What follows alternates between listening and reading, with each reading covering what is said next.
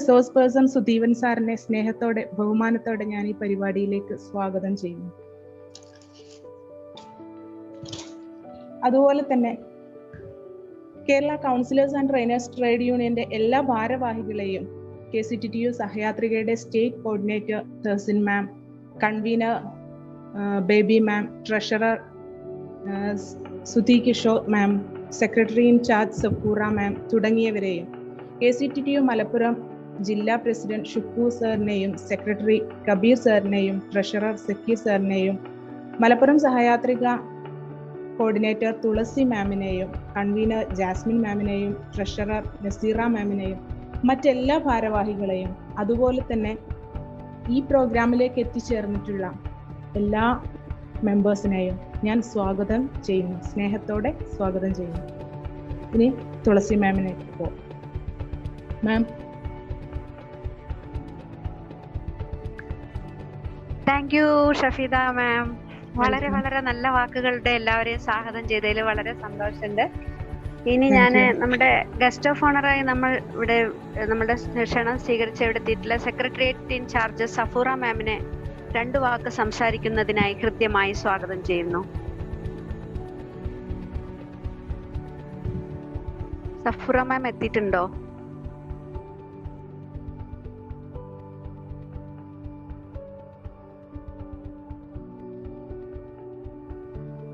സഫൂറ മാമിനെ കാണുന്നുണ്ടോ ഷഫീദ മാം?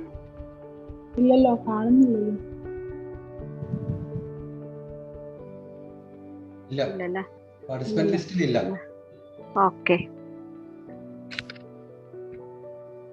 ഓക്കെ, അപ്പോ നമുക്ക് പരിപാടിയിലേക്ക് കിടക്കാം. ഇന്ന് നമ്മളുടെ ഈ എംപവർമെന്റ് പ്രോഗ്രാമിനായി നമ്മൾ ക്ഷണം സ്വീകരിച്ചെത്തിയിരിക്കുന്നത് നമ്മുടെ സുദേവൻ സാറാണ്. സുദേവൻ സാറിനെ കുറിച്ച് ഞാൻ ആദ്യം ഒരു ഇൻട്രൊഡക്ഷൻ ഇവിടെ പറയാൻ പോവുകയാണ്. Sudevan sir, he is the CEO of Arise, the Change Hub, a comprehensive training platform to improve the quality of life. His service helped to nurture and grow 21,000 students in their career. He is an ex-officer, Indian Navy, one of the 7 Volga radar specialists in India. He is a POSH enabler, prevention of sexual harassment of women at workplace. He is the board member of DQAC, Department Quality Assurance Council. He is the member of Department of Computer Science in Sacred Heart College and DQAC, member of Department of Zoology, St. Albert's College, Ernakulam. He spearheaded the launch of vocational training brands like Jet King, NIIT, Global Net and IIJT in Kerala. He was the largest manpower provider in Kerala for 4 years in a row, 2009 to 2012. He is a nominated resource person by Government of Kerala for WWS Walk with the Scholar program, a student development initiative by Government in Arts and Science colleges. നമ്മുടെ Sudevan sir കുടുംബത്തിന് വേണ്ടി ഒരുപാട് ത്യാഗങ്ങൾ സഹിച്ച് ജീവിതത്തിൽ വിജയശ്രീ ലാളിതനായി മുന്നോട്ട് വന്ന ഒരു പ്രഗത്ഭ വ്യക്തിയാണ്.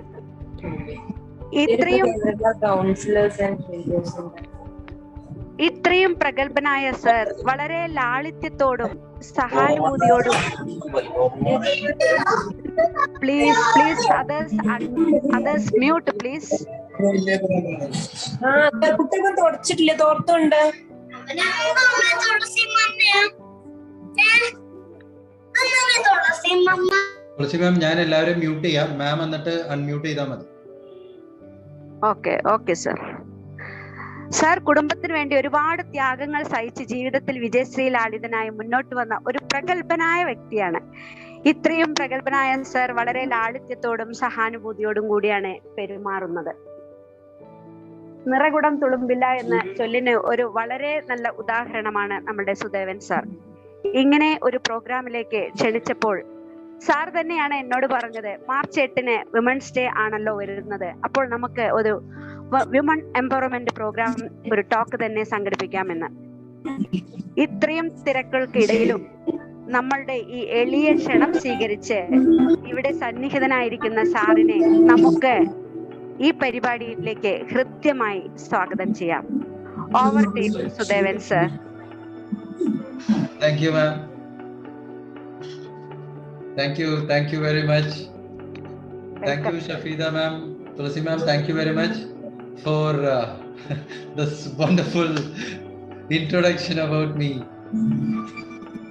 Okay, so നമുക്ക് കാര്യത്തിലേക്ക് കടക്കാം.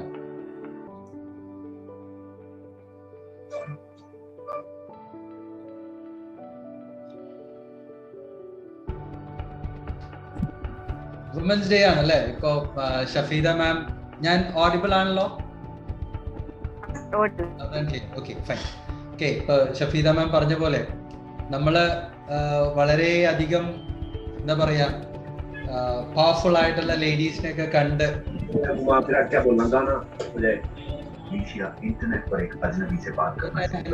എല്ലാവരെയും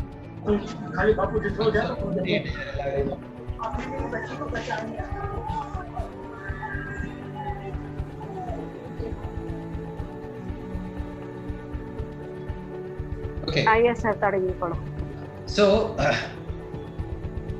എന്നാൽ പോലും ഇപ്പോ ഷഫീദ മാം പറഞ്ഞ പോലെ പലപ്പോഴും പല ദിവസങ്ങളിലും നമ്മൾ കാണുന്ന ന്യൂസ് വളരെയധികം നമ്മളെ വിഷമിപ്പിക്കാറുണ്ട് അല്ലേ?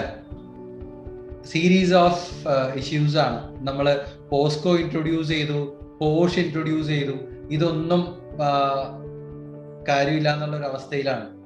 എന്തൊക്കെ ലോസ് നമ്മൾ ഇൻട്രൊഡ്യൂസ് ചെയ്താലും ഇതിനെല്ലാത്തിനും ഒരു അൺഫോർച്ചുനേറ്റ്ലി ഓർ ഫോർച്ചുനേറ്റ്ലി എല്ലാവർക്കും ഒരു ലൂപ്പ് ഹോൾസ് കണ്ടുപിടിക്കാനും അതിനകത്ത് നിന്ന് എങ്ങനെയെങ്കിലും ഈ ലൂപ്പ് ഹോൾ വഴി പുറത്തേക്ക് ചാടാനുള്ള അങ്ങനത്തെ ഒരു ലോ സിസ്റ്റമാണ് നമുക്കുള്ളത്, അൺഫോർച്ചുനേറ്റ്ലി. ഓക്കെ, സോ എന്തൊക്കെയാണെങ്കിലും ലെറ്റ്സ് എൻഷുർ ദാറ്റ് നമ്മളെല്ലാവരും നമ്മളെയും നമ്മളുടെ പുതു തലമുറയെയും വളരെ സ്ട്രോങ് ആയിട്ട് നമ്മൾ വളർത്തിക്കൊണ്ടിരിക്കുക എന്നുള്ള ഒരു റെസ്പോൺസിബിലിറ്റി നമുക്ക് എല്ലാവർക്കും ഉണ്ട്. നമ്മളുടെ യങ്ങർ ജനറേഷനെ സ്ട്രോങ് ആക്കിക്കൊണ്ടിരിക്കുക എന്നുള്ളത്. സോ അതിന്റെ ഒരു ഭാഗമായിട്ടാണ് ഞാനും ഓർത്തത്, ഒരു പർപ്പസ് ഓഫ് ലൈഫ്, സാധാരണ ജനറലൈസ് ചെയ്തിട്ട് കൊടുക്കുന്ന ഒരു പർപ്പസ് ഓഫ് ലൈഫ് എന്നുള്ള ഒരു programme purpose of life as a woman എന്ന് വെച്ച് കൊടുക്കാമെന്ന് ഞാൻ വിചാരിച്ചത്. Okay, so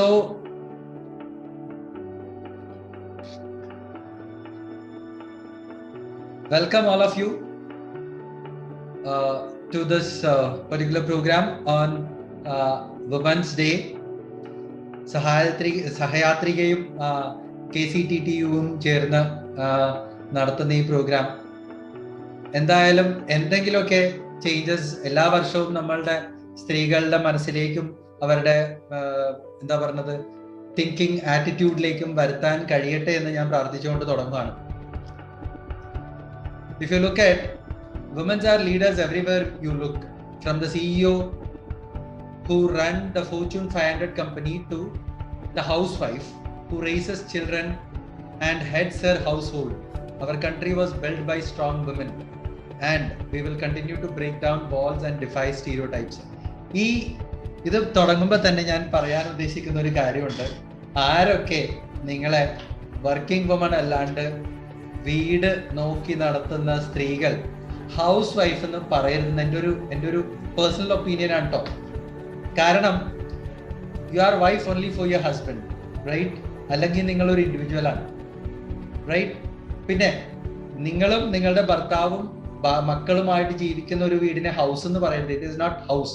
ഇംഗ്ലീഷിന്റെ ടേം അനുസരിച്ച് ഹൗസ് അല്ലാതെ ഇറ്റ് ഈസ് ഹോം.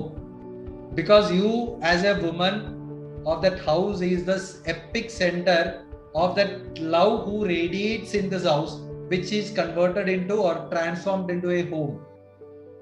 അപ്പോൾ അൺഫോർച്ചുനേറ്റ്ലി ഓർ ഫോർച്ചുനേറ്റ്ലി ഇത് തന്നെ തെറ്റാണ്. നമ്മൾ യൂസ് ചെയ്യുന്ന ഹൗസ് വൈഫ് എന്നുള്ളൊരു ടെർമിനോളജി തന്നെ തെറ്റാണ്.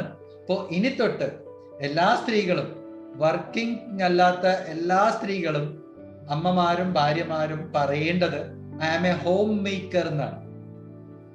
ഓക്കെ, ഹൗസ് വൈഫ് എന്നുള്ള ടേം യൂസ് ചെയ്യാണ്ടിരിക്കുക. പറയുക I am a home maker. വളരെ അഭിമാനത്തോടു കൂടി പറയേണ്ട ഒരു വാക്കാണത് ഹോം മേക്കർ എന്ന്. പക്ഷെ പലപ്പോഴും പലർക്കും എന്താ പറയാ, വിഷമാണ്. അയ്യോ, മറ്റുള്ളവർ വർക്ക് ചെയ്യണ്ടല്ലോ, മറ്റുള്ള സ്ത്രീകളൊക്കെ വർക്ക് ചെയ്യണ്ടല്ലോ, ഞാൻ പഠിച്ചു പക്ഷെ എനിക്ക് വർക്ക് ചെയ്യാൻ പറ്റുന്നില്ല എന്നുള്ളൊരു. നിങ്ങൾ ചെയ്യുന്ന ഈ ഹോം മേക്കിംഗ് എന്ന് പറഞ്ഞു കഴിഞ്ഞാൽ ഒരു കമ്പനിയുടെ CEO ചെയ്യുന്ന എല്ലാ കാര്യങ്ങളും ചെയ്യുന്ന ഒരു പവർഫുൾ ലേഡിയാണ് who is a home maker. Okay, so women are the largest untapped reservoir of talent in the world across. അതിന് ഇന്ത്യയെന്നോ അല്ലെങ്കിൽ അണ്ടർ ഡെവലപ്ഡ് കൺട്രിന്നോ ഡെവലപ്പിംഗ് കൺട്രി ആയിട്ടുള്ള ഇന്ത്യയെന്നോ അല്ലെങ്കിൽ ഡെവലപ്ഡ് നേഷൻ ആയിട്ടുള്ള UK US എന്നൊക്കെ പറഞ്ഞാലും അവിടെ എല്ലാവരുടെയും അവസ്ഥ ഇത് തന്നെയാണ്. നമ്മളുടെ എല്ലാവരുടെയും സ്ഥിതി അതാണ്. Okay, so purpose of life as a woman.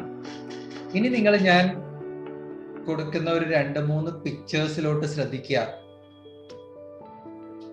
ഇങ്ങനെയുള്ള ഒരു വുമൺ ആവാനാണോ നിങ്ങൾ ആഗ്രഹിക്കുന്നത്? ഏത് നേരവും എന്താ ദുഃഖപുത്രി അല്ലെങ്കിൽ ഏത് നേരവും കരഞ്ഞുകൊണ്ടിരിക്കുന്ന ഒരു മുഖമാണോ നിങ്ങൾക്ക് താല്പര്യം?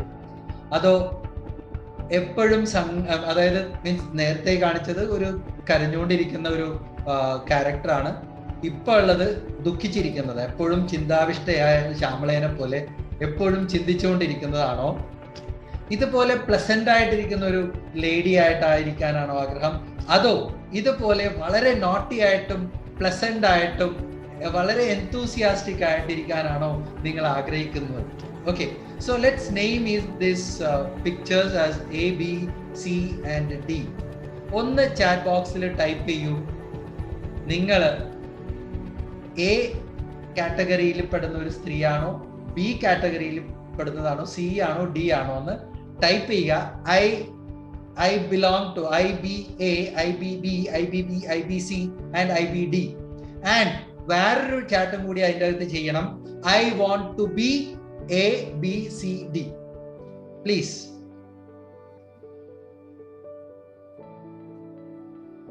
ചാറ്റ് ബോക്സിൽ കാണാൻ ഇതൊരു ഇന്ററാക്റ്റീവ് സെഷൻ ആക്കണായിരിക്കും കുറച്ചും കൂടി നല്ലത്.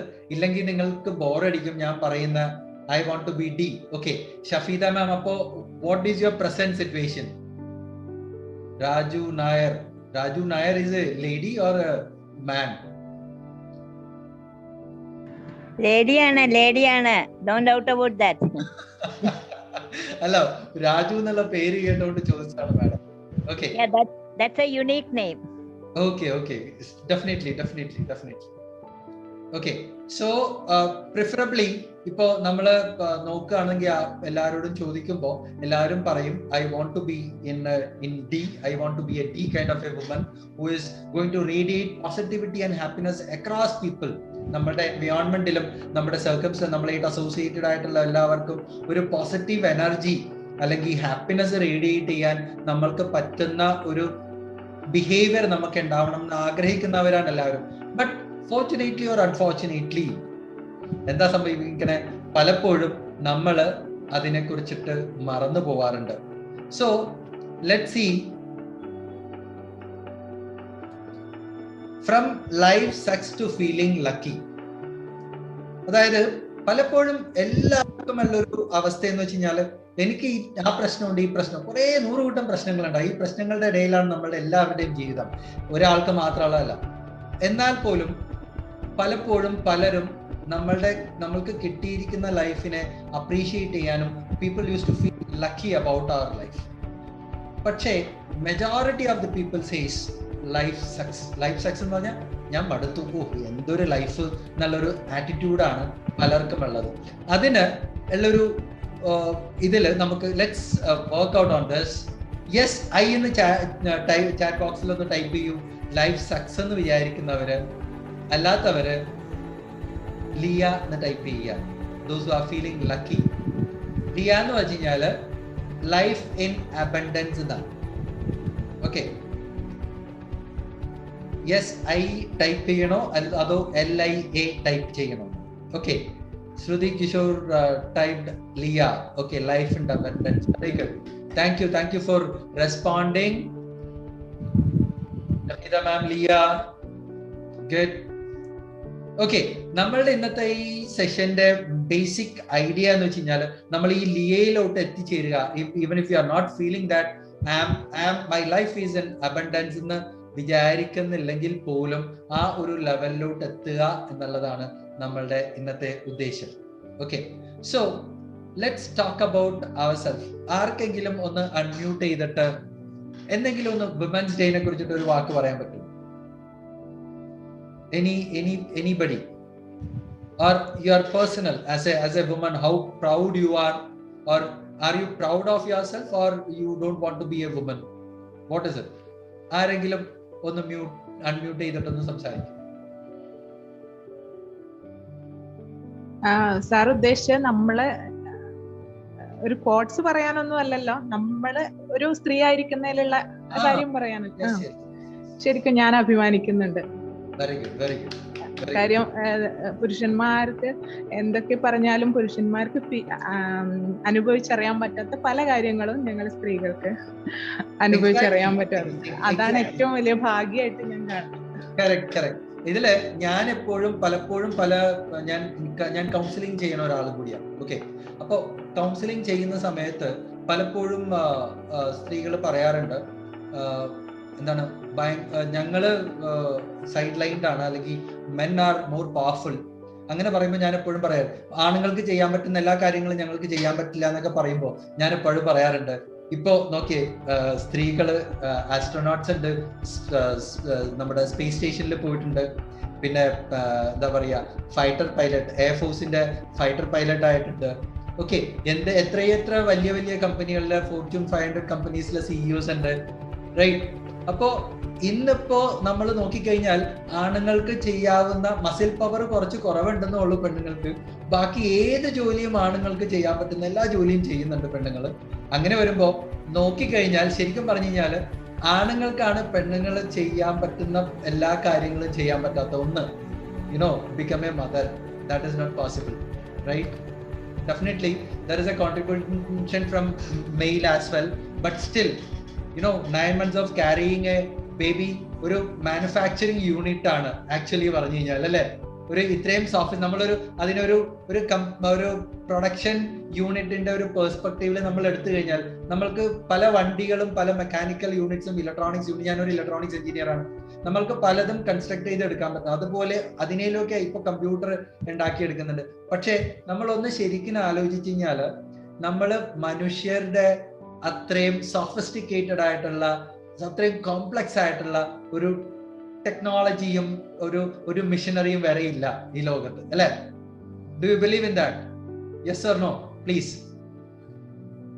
യെസ് സർ, തീർച്ചയായിട്ടും. ഓക്കേ, അപ്പോ അത്രയും സോഫിസ്റ്റിക്കേറ്റഡും കോംപ്ലക്സും ആയിട്ടുള്ള ഒരു സിസ്റ്റം ഡെവലപ്പ് ചെയ്തെടുക്കുന്ന എവിടെയാണ്? ഈ യൂട്രസിലാണ്, അല്ലെ? റൈറ്റ്? അപ്പൊ അത് ക്യാരി ചെയ്യുന്ന woman is suppose to be the most powerful individual as such. പക്ഷേ നമ്മളുടെ ലോകം തന്നെ almost male dominated country world ആയതുകൊണ്ട്, മെയിൽ ഡോമിനേറ്റഡ് കൺട്രിയിൽ നമ്മൾ ജീവിക്കുന്നതുകൊണ്ട് പലപ്പോഴും ഈ ഒരു ഇതൊക്കെ മാറ്റി നിർത്തി സ്ത്രീകളെ അടിച്ചമർത്തുന്ന ഒരു അവസ്ഥ ഇന്നും നമ്മൾ പണ്ട് എന്താണ് പറഞ്ഞ ബ്രിട്ടീഷിന്റെ കാലത്ത് നമ്മൾ അടിമകളായിരുന്ന അതേ പ്രവണത ഇപ്പോഴും നടന്നുകൊണ്ടിരിക്കുക. പലർക്കും നമ്മുടെ ആ സ്ലേവറി മൈൻഡ് സെറ്റ് ഇപ്പോഴും നമ്മുടെ ആളുകളുടെ മനസ്സിൽ നിന്ന് ഇപ്പോഴും മാറിയിട്ടില്ല. ഓക്കെ, അപ്പോൾ അതിനെ ഞാൻ പറയുമ്പോൾ അമ്മ എന്നുള്ളൊരു എന്താ പറയാ, motherhood is the most precious thing എന്ന് വിശ്വസിക്കുന്ന ഒരാളാണ് ഞാൻ. ഓക്കെ, ഇന്നിപ്പോ രാവിലെ ഞാൻ എൻ്റെ നെവ്യൂന്റെ അടുത്ത് എന്തോ കാര്യം പറഞ്ഞപ്പോ അവൻ്റെ അടുത്ത് ഞാൻ പറഞ്ഞ, എടാ അമ്പലത്തിൽ പോണ കാര്യം പറഞ്ഞപ്പോ ഞാൻ പറഞ്ഞതാ, എടാ അമ്മ കഴിഞ്ഞിട്ടുള്ള എൻ്റെ ഒരു പെർസെപ്ഷൻ ആട്ടോ. കാരണം എന്താ വെച്ച് കഴിഞ്ഞാല് നമ്മളെ സൃഷ്ടിച്ചത്, നമ്മളുടെ വിശ്വാസം അനുസരിച്ച് നമ്മളെ സൃഷ്ടിച്ചത് ദൈവമാണ് എന്നൊക്കെ നമ്മൾ പറയുമെങ്കിൽ പോലും നമ്മളെ ശരിക്കും സൃഷ്ടിച്ചത് ആരാ? നമ്മളുടെ അമ്മയാണ്, അല്ലെ? നമ്മളുടെ അമ്മയാണ് നമുക്ക് ജന്മം തന്നത്. അമ്മയും അച്ഛനും കൂടിയാണ് നമുക്ക് ജന്മം തന്നത്. അതിൽ ഏറ്റവും കൂടുതൽ കോൺട്രിബ്യൂഷൻ ഉള്ളത് അമ്മയ്ക്കാണ്. അപ്പോൾ ഈ അമ്മയാണ് നമ്മളുടെ കാണപ്പെട്ട ദൈവം. ഏത് ദൈവത്തിൽ നിങ്ങൾ വിശ്വസിച്ചാലും. അത് കഴിഞ്ഞിട്ട് നിങ്ങൾ ടെമ്പിളിൽ പോയാലും ചർച്ചിൽ പോയാലും മോസ്കിൽ പോയാലും കാര്യമുള്ളൂ, റൈറ്റ്? കാരണം അത് ഈ എല്ലാവരും പറയുന്നല്ലോ, താൻ പാതി ദൈവം പാതി എന്ന് വിശ്വസിക്കുന്നവരാണ് പലപ്പോഴും. നമ്മളെല്ലാവരും എന്ത് നല്ല കാര്യങ്ങൾ ചെയ്യണമെന്നുണ്ടെങ്കിലും നമ്മൾ വിശ്വസിക്കുന്ന ആ ദൈവത്തിനെ വിളിച്ചിട്ടായിരിക്കും നമ്മൾ ചെയ്യുന്നത്, അല്ലെ? കാരണം എന്താണെന്ന് വെച്ചാൽ ആ ഒരു ശക്തി നമ്മളുടെ കൂടെ ഉണ്ടെന്നുള്ള വിശ്വാസത്തിൽ. പക്ഷെ പലപ്പോഴും നമ്മൾ മറന്നു പോകുന്ന ഒരു കാര്യമുണ്ട്, നമ്മളിലില്ലേ ദൈവം? അത് പലപ്പോഴും നമ്മൾ മറന്നു പോകാറുണ്ട്. നമ്മൾ if you are able to look into yourself, you can see God inside you. നമ്മളുടെ സഹജീവികളിൽ നമ്മൾക്ക് ദൈവത്തിനെ കാണാൻ പറ്റും. പക്ഷെ നമ്മൾ പലപ്പോഴും ഇതൊക്കെ മറന്ന് നമ്മൾ പുറത്തേക്ക് പോവുകയാണ്. എവിടെയാണ് ഈശ്വരൻ തപ്പി നടക്കുവാണ് നമ്മളെല്ലാവരും. ഓക്കെ, സോ അപ്പോ ആ ഒരു അമ്മയുടെ ഒരു സ്ട്രെങ്ത്തിന്റെ ഒരു കഥയുമായിട്ട് നമ്മളുടെ ഒരു പരുന്തിന്റെ കഥ പറയാം. ഒരു പരുന്ത് മുട്ടയിട്ട് ഇങ്ങനെ ഇരിക്കുമായിരുന്നു. അപ്പോ ഒരു മരത്തില് അപ്പൊ ഒരു വലിയൊരു കാറ്റ് വന്നിട്ട് ഈ കൂട്ടിൽ നിന്ന് ഒരു മുട്ട താഴേക്ക് വീണു. ആ താഴേക്ക് വീണ മുട്ട താഴെ ഒരു ഫാം ആയിരുന്നു, അവിടെ വൈക്കോൽ കൂട്ടത്തിലാണ് വന്ന് വീണത്. അവിടെ നിന്ന് അത് ഉരുണ്ട്, വൈക്കോൽ കൂട്ടത്തിലായതുകൊണ്ട് പൊട്ടിയില്ല, അത് ഉരുണ്ട് വന്നിട്ട് നിന്നത് എവിടെയാന്ന് വെച്ച് കഴിഞ്ഞാല് ഒരു കോഴി മുട്ടയിട്ടിരിക്കുന്നതിന്റെ ഇടയിലാണ് വന്നിരുന്നത്. ഈ കോഴി 2 ദിവസം കഴിഞ്ഞപ്പോൾ വന്ന് അടയിരിക്കാൻ തുടങ്ങി.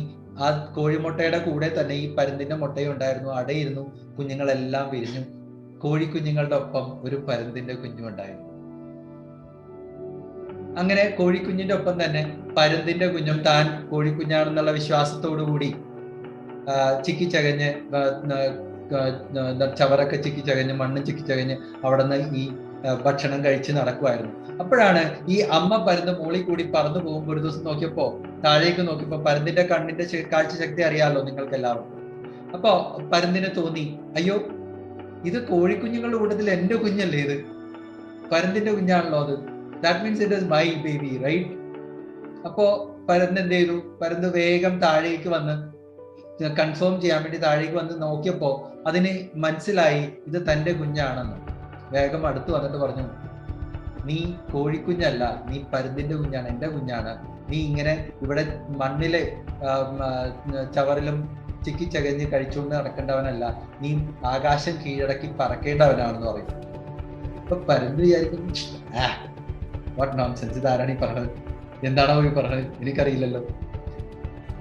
എന്തോ എന്നെ പോലെയൊക്കെ തോന്നുന്നുണ്ട്. പക്ഷെ he is not able to realise that okay, ഞാൻ ആക്ച്വൽ എന്റെ രൂപം ഇതാണെന്ന് മനസ്സിലാവണല്ലോ. അങ്ങനെ പരുന്ത് പറഞ്ഞു നോക്കി, നടന്നില്ല. പരുന്ത് തിരിച്ച് പറന്നു മുകളിലേക്ക് പോയി. കുറെ ദിവസം കഴിഞ്ഞപ്പോൾ പരുന്തിന് തോന്നി, എന്റെ കുഞ്ഞല്ലേ, എനിക്ക് അങ്ങനെ വിട്ടുകളയാൻ പറ്റില്ലല്ലോ. എല്ലാ അമ്മമാർക്കും തോന്നുന്ന ഒരു കാര്യമാണല്ലേ. എത്ര നമ്മൾ പറഞ്ഞിട്ട് അനുസരിക്കാണ്ട് വന്നാലും അവര് ശ്രദ്ധിക്കണില്ല, നമ്മളെ നെഗ്ലക്ട് ചെയ്യണമെന്നൊക്കെ തോന്നിയാലും കുറച്ച് ദിവസം കഴിയുമ്പോൾ പിന്നെ നമുക്ക് തോന്നും, എന്റെ മോനാണല്ലോ അല്ലെങ്കിൽ എന്റെ മോളാണല്ലോ, വേണ്ട ഒന്നും കൂടി പറയാമെന്ന്. അതുപോലെ ഈ പരുന്ത് വന്നിട്ട് പിന്നീടും പറഞ്ഞു, എന്നിട്ടും കേട്ടില്ല. പിന്നെ പരുന്ത് ആലോചിച്ചു, ഇവനെ ഒരു പാഠം പഠിപ്പിക്കണമല്ലോ, ഇതിങ്ങനെ വിട്ടാ പറ്റില്ല. ഉടനെ തന്നെ പരുന്ത് എന്ത് ചെയ്തു എന്ന് വെച്ച് കഴിഞ്ഞാല് 2 ദിവസം കഴിഞ്ഞപ്പോ താഴേക്ക് ടപ്പെന്ന് പറഞ്ഞിട്ട് പറന്നിറങ്ങി വന്ന് ഈ പരുന്തിനെ പൊക്കി എടുത്തിട്ട് പോയി മുകളിലേക്ക്. പരുന്ത് കുഞ്ഞിനെ മുകളിലേക്ക് പോയിട്ട് കുറെ മുകളിലേക്ക് ചെന്ന് കഴിഞ്ഞിട്ട് അതിനെ വിട്ട് കളഞ്ഞു. അപ്പൊ വിട്ട് കളഞ്ഞപ്പോ എന്താ ചെയ്യുക? നമ്മൾ വീഴാനത്ത് എന്താ ചെയ്യുക? ഓട്ടോമാറ്റിക്കലി. അല്ലെങ്കിൽ ഇപ്പൊ കോഴീനെ പോലും നമ്മുടെ അടുത്ത് പറത്തി കഴിഞ്ഞാൽ കോഴി ചിറകിട്ടടിക്കുന്ന ഒരു പ്രവണത നമ്മൾ കണ്ടിട്ടുണ്ട്. അതൊരു എന്താ പറഞ്ഞ നമ്മുടെ യൂണിവേഴ്സിന്റെ ഒരു സിസ്റ്റമാണ്. ഓക്കെ, അങ്ങനെ പരുന്ത് തന്റെ ചിറകടിച്ച് പരുന്ത് കുഞ്ഞ് തന്റെ ചിറകടിച്ചപ്പോ അതിന് റിയലൈസേഷൻ എന്തായി? ഞാൻ താഴേക്ക് പോകുന്നില്ല, ഇപ്പൊ ഞാൻ ഫ്ലോട്ട് ചെയ്യാൻ തുടങ്ങി എയറിൽ ഫ്ലോട്ട് ചെയ്യണത് റിയലൈസ് ചെയ്തു. അപ്പോ പരുന്തിനും മനസ്സിലായി, ഓക്കെ, തന്റെ കുഞ്ഞത് റിയലൈസ് ചെയ്തു, അത് അവന് പറക്കാം എന്നുള്ളത്. ഉടനെ വന്ന് പറക്കേണ്ട രീതികൾ പറഞ്ഞു കൊടുത്തു. മാനോവറിങ് നടത്തുന്നത് വാല് കൊണ്ടാണെന്ന് നിങ്ങൾക്ക് എല്ലാവർക്കും അറിയാലോ. ഓക്കെ, അപ്പോ വാല് കൊണ്ട് എങ്ങനെയാണ് മാനോവർ ചെയ്യുന്നതൊക്കെ പറഞ്ഞു കൊടുത്ത് പഠിപ്പിച്ചു കഴിഞ്ഞപ്പോ ആ പരുന്തിന്റെ കുഞ്ഞ് ശരിക്കിന് പറക്കാൻ തുടങ്ങി. അങ്ങനെ അത് താൻ എന്താണ്, താൻ ശരിക്കും പരുന്താണ്, കോഴിക്കുഞ്ഞല്ല എന്നുള്ളൊരു റിയലൈസേഷൻ ഉണ്ടാവാൻ ആ അമ്മ എങ്ങനെയാണ് സഹായിച്ചെന്നുള്ളത് നമുക്ക് നോക്കാം. പലപ്പോഴും നമ്മളുടെ അമ്മമാര് എല്ലാവരും മെജോറിറ്റി ഓഫ് മദേഴ്സ് ഈ ഒരു സംഗതി വരുമ്പോ വിട്ടുപോകാറുണ്ട്. കാരണം നിങ്ങളെല്ലാവരും അമ്മമാര് പലപ്പോഴും people will take your children granted. നമ്മൾ പറഞ്ഞാൽ കേൾക്കണം, അവർ കേട്ടേ പറ്റൂ എന്നുള്ളൊരു ആറ്റിറ്റ്യൂഡ് പലപ്പോഴും പല അമ്മമാരും വെച്ചുകൊണ്ട് നടക്കുന്ന കാണാറുണ്ട്. ഇറ്റ് ഈസ് നോട്ട് പോസിബിൾ, പ്രത്യേകിച്ച് ഇന്നത്തെ കാലത്ത്. കാരണം because of the technological developments, ഈ ഒരു ഡെവലപ്മെന്റ് കൊണ്ടും നമ്മൾ കുട്ടികളെ വളർത്തിക്കൊണ്ടുവരുന്ന രീതിയും കൊണ്ട് അവരൊരു ഇൻഡിവിജ്വൽ ആണ് എന്നുള്ളൊരു കാര്യം വളരെ സീരിയസ് ആയിട്ട് നമ്മൾ മനസ്സിലാക്കേണ്ടതാണ്. ഓക്കെ, ഇപ്പോൾ അറ്റ് ദ ഏജ് ഓഫ് 15, എനിക്ക് 50 വയസ്സായി. ഞാൻ അമ്മയെ I lost my mother since last 7 years. എന്നാൽ പോലും എനിക്കറിയാം എൻ്റെ അമ്മയുടെ വില എന്തായിരുന്നു. പക്ഷെ അത് എൻ്റെ 20 വയസ്സുള്ള എൻ്റെ മോനൊരിക്കലും മനസ്സിലാവില്ല. കാരണം അവൻ 20 വയസ്സായിട്ടുള്ളൂ. അപ്പൊ അവൻ അമ്മ പറയുന്നത് കേട്ടിട്ട് അമ്മേനെ തല്ല് പിടിക്കാറുണ്ട്. ഞാൻ എന്തൊക്കെ പറഞ്ഞു കൊടുത്തെന്ന് പറഞ്ഞിട്ടൊന്നും കാര്യമൊന്നുമില്ല. നമ്മൾ എത്ര പറഞ്ഞു കൊടുത്താലും അവരുടെ ആ ഒരു ഏജിനെ വെച്ചിട്ട് അവർ പലപ്പോഴും അവർക്ക് പ്രയോറിറ്റീസ് അവരുടെ വേറെ ആയിരിക്കും. നമ്മളുടെ പ്രയോറിറ്റി നമ്മൾ കാണുന്ന നമ്മളുടെ കാഴ്ചപ്പാടായിരിക്കില്ല മക്കളുടെ. അതുകൊണ്ട് എപ്പോഴും മനസ്സിലാക്കേണ്ട ഒരു കാര്യം എന്ന് വെച്ചാൽ ദേഷ്യപ്പെടുകയും അതില്ലെങ്കിൽ അവരത് ചെയ്തേ പറ്റുള്ളൂ എന്നുള്ളൊരു ആറ്റിറ്റ്യൂഡിൽ നിന്ന് മാറിയിട്ട് നമുക്കൊന്ന് കുറച്ച് പുറകെ നിന്ന് നോക്കിക്കഴിഞ്ഞാൽ നമുക്ക് ഈസി ആയിരിക്കും അവരെ മാനേജ് ചെയ്യുക എന്നുള്ളത്. Let them understand. ആ റിയാലിറ്റിയിലോട്ട് കൊണ്ടുവരിക. ഇപ്പൊ പരുന്ത് ചെയ്ത പോലെ പൊക്കി എടുത്തുകൊണ്ട് പോയിട്ട് മോളിൽ നിന്ന് ഇട്ട് കളഞ്ഞ പോലെ നമ്മൾ അവർക്കൊരു പ്രാക്ടിക്കൽ എക്സ്പീരിയൻസ് ഉണ്ടാവാനായിട്ടുള്ള ഒരു കാര്യം ചെയ്തു കൊടുക്കുക. So that they will realise എന്താണ് ഓക്കെ എൻ്റെ അമ്മ പറഞ്ഞത് അല്ലെങ്കിൽ അച്ഛൻ പറഞ്ഞത് ശരിയായിരുന്നു, അതാണ് സത്യം എന്നുള്ള കാര്യം അവർ മനസ്സിലാകും. നമ്മൾ എപ്പോഴും ചെയ്യുന്ന ഒരു പ്രശ്നം എന്താണെന്ന് വെച്ച് കഴിഞ്ഞാൽ we tend to blame their friends. നമ്മളുടെ മക്കൾക്ക് എന്തെങ്കിലും ഒരു പോരായ്മ നമ്മൾ കണ്ടു കഴിഞ്ഞാൽ അല്ലെങ്കിൽ അവർക്ക് എന്തെങ്കിലും സംഭവിച്ചു കഴിഞ്ഞാൽ നമ്മൾ എപ്പോഴും ചെയ്യുന്ന നമ്മുടെ ഒരു ടെൻഡൻസി എന്ന് പറഞ്ഞു കഴിഞ്ഞാൽ നമ്മൾ അവരുടെ കൂട്ടുകാരെ, ആൺകുട്ടികളായാലും പെൺകുട്ടികളായാലും നമ്മൾ അവരുടെ കൂട്ടുകാരെ നമ്മൾ ബ്ലെയിം ചെയ്യും. ഇവിടെ സംഭവിക്കുന്ന ഒരു കാര്യം നമ്മൾ മനസ്സിലാക്കി, നമ്മളുടെ ആണെങ്കിലും ഈ പ്രായത്തിൽ നമ്മൾക്കൊക്കെ നമ്മളുടെ ഫ്രണ്ട്സിനെ കുറ്റം പറഞ്ഞു കഴിഞ്ഞാൽ നമുക്ക് പിടിക്കാറില്ല അല്ലെ? അപ്പൊ പിന്നെ 18, 19, 20 അല്ലെങ്കിൽ 15 വയസ്സിൽ പിടിക്കും? ഒരിക്കലും ഇല്ല. എനിക്കൊന്നും ഒട്ടും പിടിക്കില്ലായിരുന്നു എന്റെയൊക്കെ കോളേജ് കാലത്ത് എന്റെ ഫ്രണ്ട്സിനെ കുറ്റം പറഞ്ഞു കഴിഞ്ഞാൽ. ഓക്കെ, സോ ഈ മൊറാൽ നമുക്ക് ഇവിടെ നിന്ന് ഒരു ബിഗിനിങ് ആയിട്ട് എടുക്കാം. നമ്മളുടെ attitude towards our children has to be ഒന്ന് റീവർക്ക് ചെയ്യണം. നമ്മൾ അതിനെ ഈ പണ്ട് ആൽബർട്ട് ഐൻസ്റ്റീൻ പറഞ്ഞിട്ടുണ്ട്, നമ്മൾക്കൊരു പ്രശ്നമുണ്ടെന്നുണ്ടെങ്കിൽ ആ പ്രശ്നം ഇവിടെയാണെന്നുണ്ടെങ്കിൽ നമ്മൾ ഇവിടെ നിന്ന് തന്നെ അതിനൊരു പരിഹാരം കാണാൻ നോക്കിക്കഴിഞ്ഞാൽ പറ്റില്ല. നമ്മൾ അതിന് ഒരു പടി മുകളിലേക്ക് ചെന്ന് നിന്നിട്ട് അതിന്റെ മുകളിൽ നിന്ന് നോക്കിക്കഴിഞ്ഞാൽ മാത്രമേ നമ്മൾക്ക് അതിന് ഒരു കറക്റ്റ്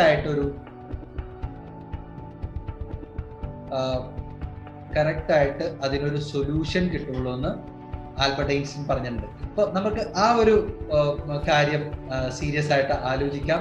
എന്നിട്ട് നമുക്ക് ബെറ്റർ പാരന്റിങ്ങിലേക്ക് പോകാം. ഓക്കെ, ഞാനിത് ഇത്രയും വളരെ ഇതായിട്ട് പറയാൻ കാരണം എന്താണെന്ന് വെച്ചാൽ ഞാനും എൻ്റെ കസിനും കൂടി ആണ് ഈ റൈസ് നടത്തുന്നത്. ഞങ്ങൾ രണ്ടുപേരും ഒരു പാരന്റിങ്ങിന്റെ ഒരു ബുക്ക് എഴുതുന്നുണ്ട്.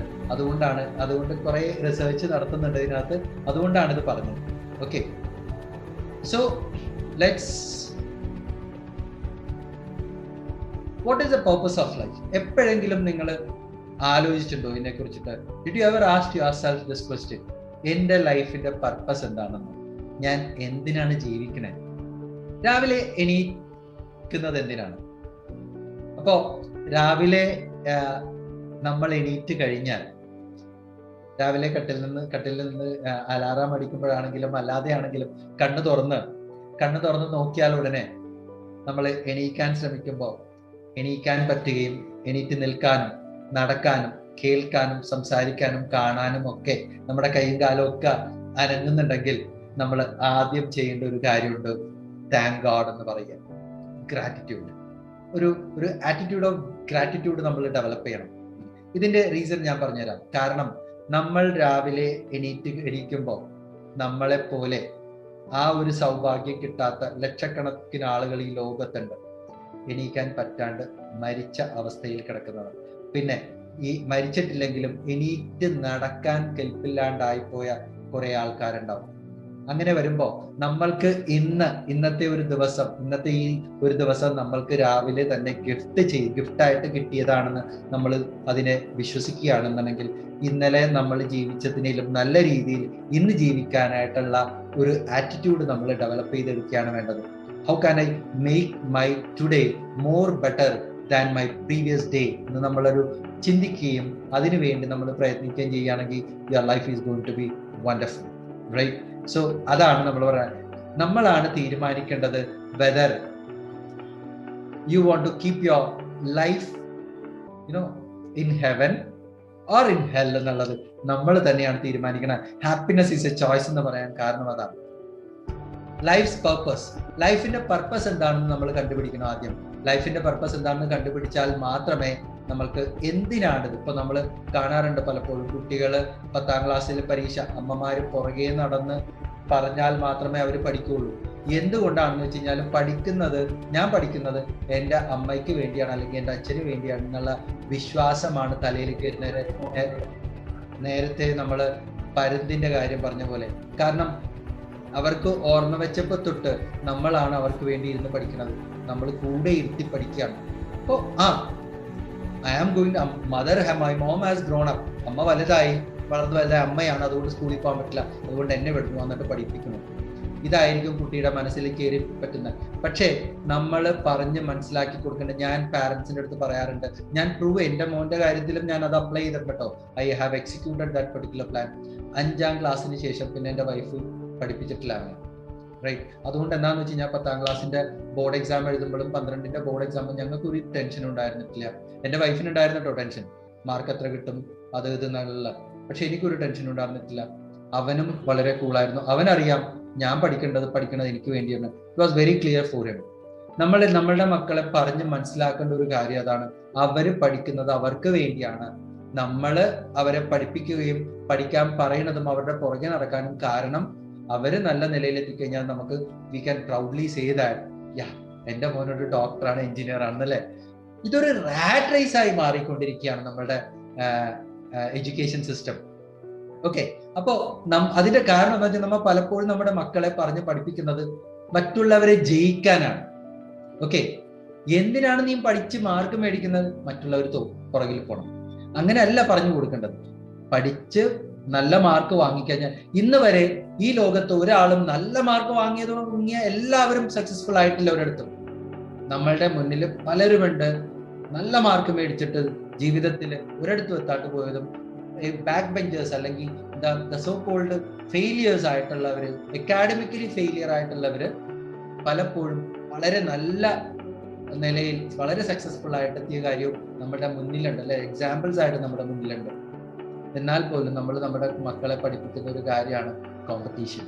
ഈ കോമ്പറ്റീഷൻ എന്ന് പറഞ്ഞൊരു ആസ്പെക്ട് നമ്മുടെ മക്കളുടെ തലയിൽ നിന്ന് എടുത്ത് കളഞ്ഞു കഴിഞ്ഞാൽ തന്നെ അവർക്ക് പരീക്ഷ പേടി ഉണ്ടാവില്ല. ഞാനൊരു കുറേ സെഷൻസ് എടുത്തിട്ടുണ്ട് ഫിയർ ഓഫ് എക്സാം എന്ന് പറഞ്ഞപ്പോൾ.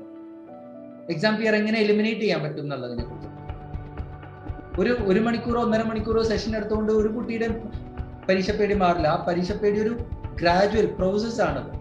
ഈ പേഴ്സണാലിറ്റി ഡെവലപ്മെന്റ് പോലെ it is A continuous process. കുറെ നാളുകൾ എടുത്ത് മാത്രമേ അത് മാറ്റാൻ പറ്റുള്ളൂ. ഈ പേടി എന്ന് പറഞ്ഞു കഴിഞ്ഞാൽ ഫെയിലിനെ പറ്റിയും മറ്റുള്ളവരുടെ മുന്നിൽ നമുക്ക് വളർന്ന് വലുതായിട്ട് കാണിക്കണം, മാർക്ക് കാണിക്കണം എന്നുള്ളൊരു ആറ്റിറ്റ്യൂഡ് ബിൽഡപ്പ് ചെയ്തുകൊണ്ടുള്ള ഒരു ഫിയർ ഫാക്ടർ.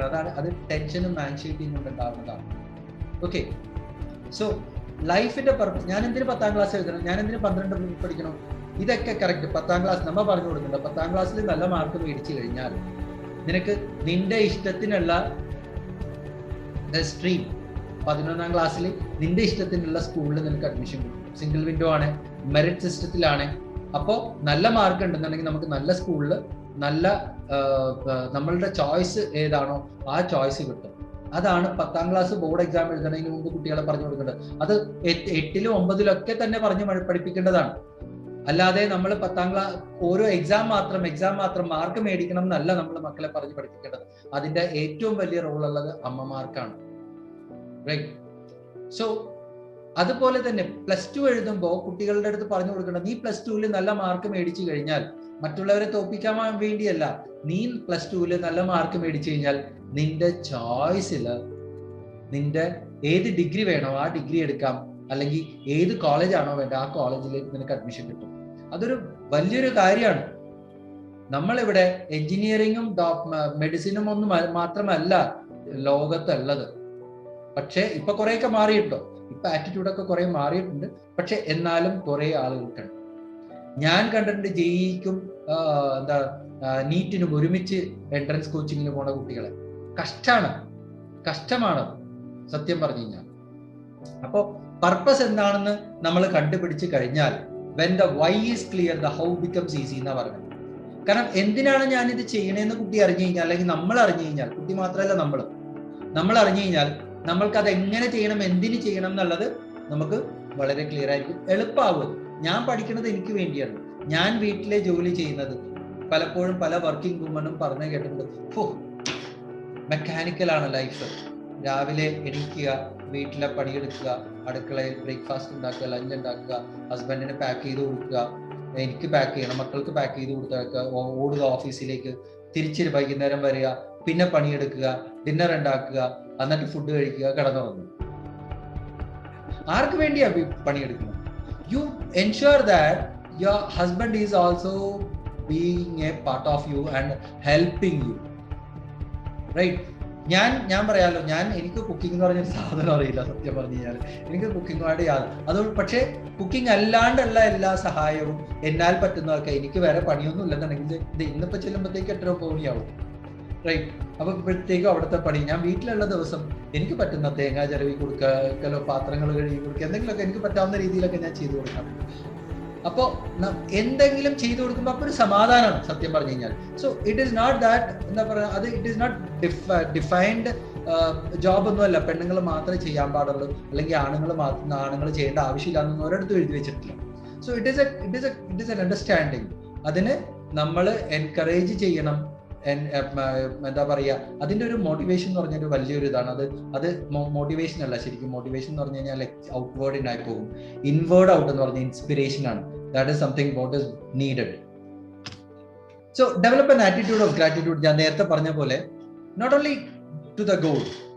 ഇതിൽ ഞാനൊരു കാര്യം പറയും, നമ്മളെല്ലാവരും വിശ്വസിക്കുന്ന ഈ താൻ പാതി ദൈവം പാതി, അല്ലെങ്കിൽ നമ്മളെ നയിക്കുന്ന ഒരു ശക്തി ദൈവമാണെന്നുണ്ടെങ്കിൽ, പിന്നെ ഈ അമ്പലത്തിലും പള്ളിയിലും മസ്ജിദിലൊക്കെ പോയിട്ട് നമ്മൾ എന്തിനാ നമ്മുടെ വിഷമങ്ങളൊക്കെ പറയണേ? അദ്ദേഹം കാണുന്നുണ്ടല്ലോ, നമ്മുടെ അവസ്ഥയെല്ലാം കാണുന്നുണ്ട്. പക്ഷേ മെജോറിറ്റി ആൾക്കാരും ഈ മോസ്ക്, ടെമ്പിൾ ആൻഡ് ചർച്ച് ഇതിന്റെയൊക്കെ മുന്നിൽ ചെന്ന് കഴിഞ്ഞാൽ പ്രാർത്ഥിക്കുന്നത് സങ്കടങ്ങൾ മാത്രമേ പറയുള്ളൂ. See, the more you it is already there, it is your past. അപ്പൊ ഈ പാസ്റ്റ് നമ്മൾ ഡിഗ് ഔട്ട് ചെയ്യുവാണ്. നമ്മുടെ വിഷമങ്ങളെ പറയുമ്പോൾ പിന്നെയും നമ്മൾ നെഗറ്റീവിലേക്ക് കയറുകയാണ്. ഈ ഇദ്ദേഹത്തിന് ഓൾറെഡി അറിയാം, നിന്റെ അവസ്ഥ ഇതാണ്, ശരി, എനിക്കറിയാം, നീ കുറച്ച് നാൾ നീ അനുഭവിക്കുക, അത് കഴിഞ്ഞിട്ട് ഞാൻ റെഡിയാക്കിക്കോളാന്ന് പുള്ളി ഓൾറെഡി തീരുമാനിച്ചിട്ടുണ്ട്, റൈറ്റ്? അപ്പൊ പിന്നെ നമ്മൾ ചെന്നിട്ട് പിന്നെ ഈ പൊതിക്കെട്ടഴിക്കണോ, പരാതിക്കെട്ടഴിക്കണോ? അതിന്റെ ആവശ്യമില്ല. അവിടെ ഞാൻ നോക്കി, ഞാൻ ഡ്രൈവിംഗ് വളരെയധികം എൻജോയ് ചെയ്യുന്ന ആളാണ്. ഞാൻ 2 വീലറിലാണ് ഞാൻ എൻ്റെ ഏറ്റവും കൂടുതൽ നടത്തുള്ളത്.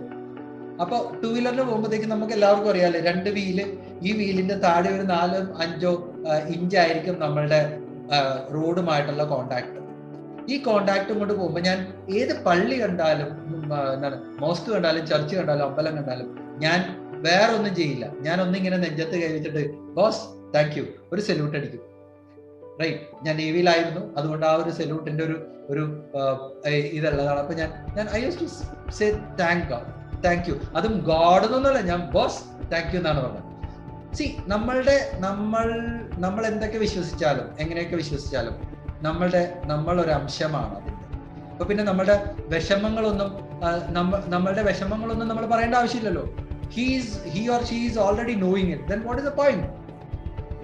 So say thank you God. ഞാൻ നേരത്തെ പറഞ്ഞ രാവിലെ എണീക്കുമ്പോൾ, അതുപോലെ തന്നെ രാത്രി കിടക്കുമ്പോൾ, നമ്മളുടെ ഇന്നത്തെ ദിവസം ഇങ്ങനെ കഴിഞ്ഞതിനും ഇന്ന് നമ്മളുടെ മുന്നിൽ ആരൊക്കെ വന്നു, ആദ്യം തന്നെ ദൈവത്തിനോട് എന്നെ ഇവിടം വരെ ഇന്ന് കിടക്കാൻ വരെ എൻ്റെ ജീവൻ നിലനിർത്തിയതിന് താങ്ക് യു ഗോഡ് പറയുക. പിന്നെ ഇന്ന് രാവിലെ തൊട്ട് വൈകിട്ട് വരെ നിങ്ങളുടെ മുന്നിൽ ആരൊക്കെ വന്നോ, നിങ്ങൾക്ക് സന്തോഷം തന്നവരുണ്ടാവും, അവരോട് പറയുക, അവരുടെ മുഖം ഒന്ന് ആലോചിക്കുക.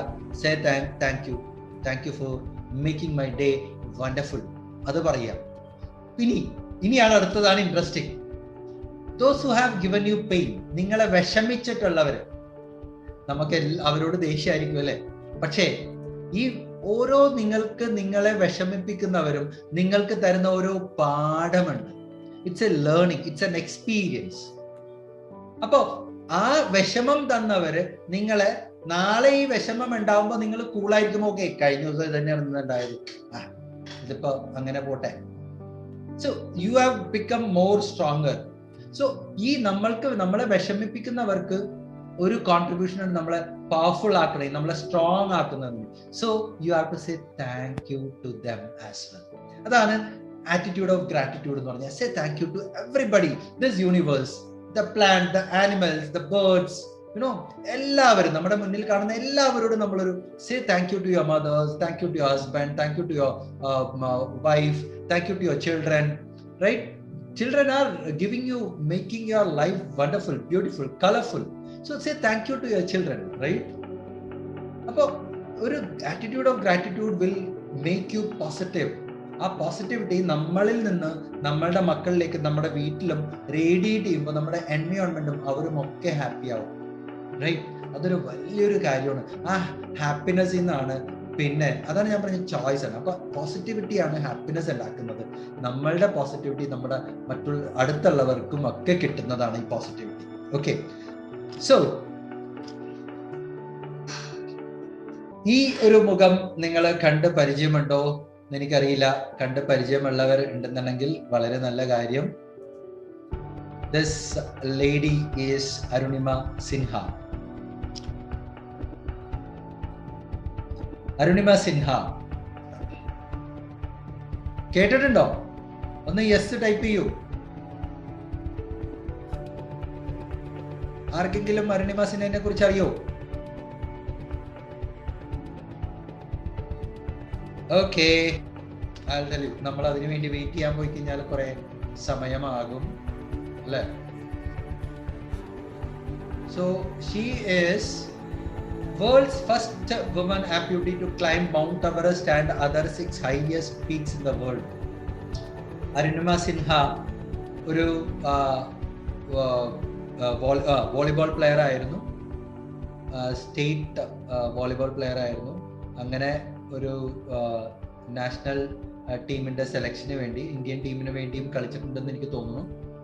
അപ്പോൾ ഒരു സെലക്ഷൻ, ഒരു മാച്ചിന് വേണ്ടി പോകുമ്പോൾ ട്രെയിനിൽ യാത്ര ചെയ്യുമ്പോൾ, ടീംമേറ്റ്സുമായിട്ട് യാത്ര ചെയ്യുമ്പോൾ കഴുത്തിലുണ്ടായിരുന്ന സ്വർണ്ണ മാല പൊട്ടിക്കാൻ നോക്കിയ 3-4 പേരെ തടഞ്ഞപ്പോൾ അവന്മാര് പൊക്കിയെടുത്ത് ഓടിക്കൊണ്ടിരിക്കുന്ന ട്രെയിനിൽ നിന്ന് പുറത്തേക്ക് വലിച്ചെറിയാണ് ചെയ്തത്.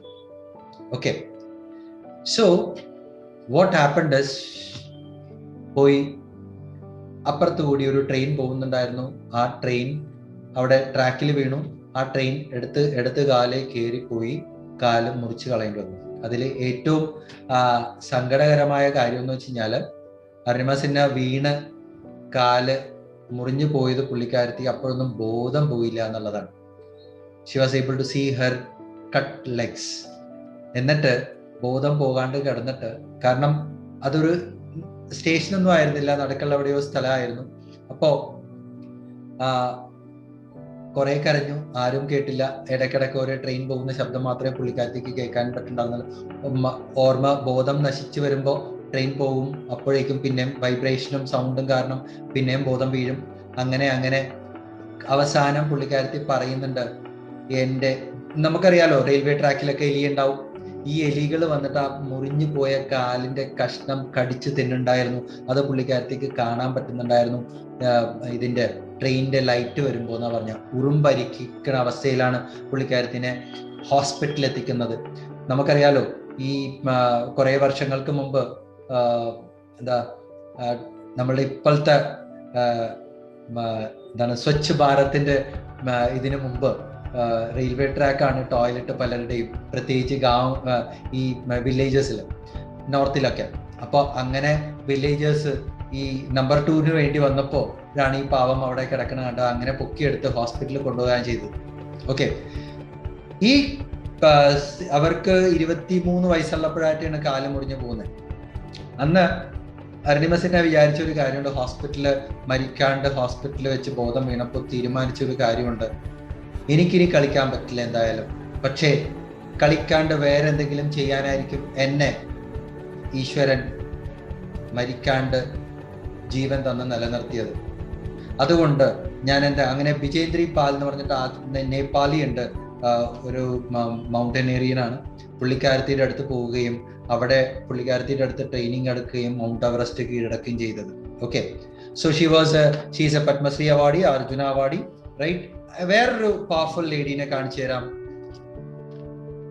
ഇത് ദീപ മാലിക് ആണ്. Deepa Malik is silver medallist in Rio Paralympics. Paralympics അറിയാലോ, ഡിസേബിൾഡ് ആയിട്ടുള്ളവർക്കുള്ള ഒളിമ്പിക്സ് ആണ്. 2016 short പുട്ടില് at the age of 46 she came second in the Olympics. Deepa Malik became the first female athlete to represent India at the Paralympics 2016 since the country's debut in 1968 പാരാലിമ്പിക്സിൽ participate ചെയ്ത് തുടങ്ങിയ ഇന്ത്യയുടെ ആദ്യത്തെ woman representative ആണ് Deepa Malik. Arjuna award winner ആണ്. Okay, 4 Limca book of records ഉണ്ട്. Crossing 1 kilometer stretch of the Yamuna River in 2008, covering 58 kilometers by riding a special bike, covering the longest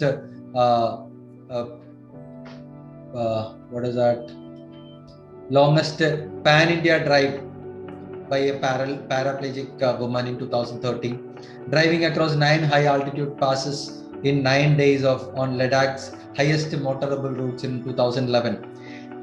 ഇവരുടെ കാല് തളർന്നു പോയതാണ് ഡ്യൂറിങ് ഹെർ ഫസ്റ്റ് ഡെലിവറി. അരയ്ക്ക് കീഴ്പോട്ട് പാരലൈസ് ആയിപ്പോയി. എന്നിട്ടും ജീവിതത്തിൽ തോൽക്കാൻ തയ്യാറാവാണ്ട് ഉയരങ്ങൾ കീഴടക്കിക്കൊണ്ടിരിക്കുകയാണ്. She has 58 national gold medals and 17 international medals.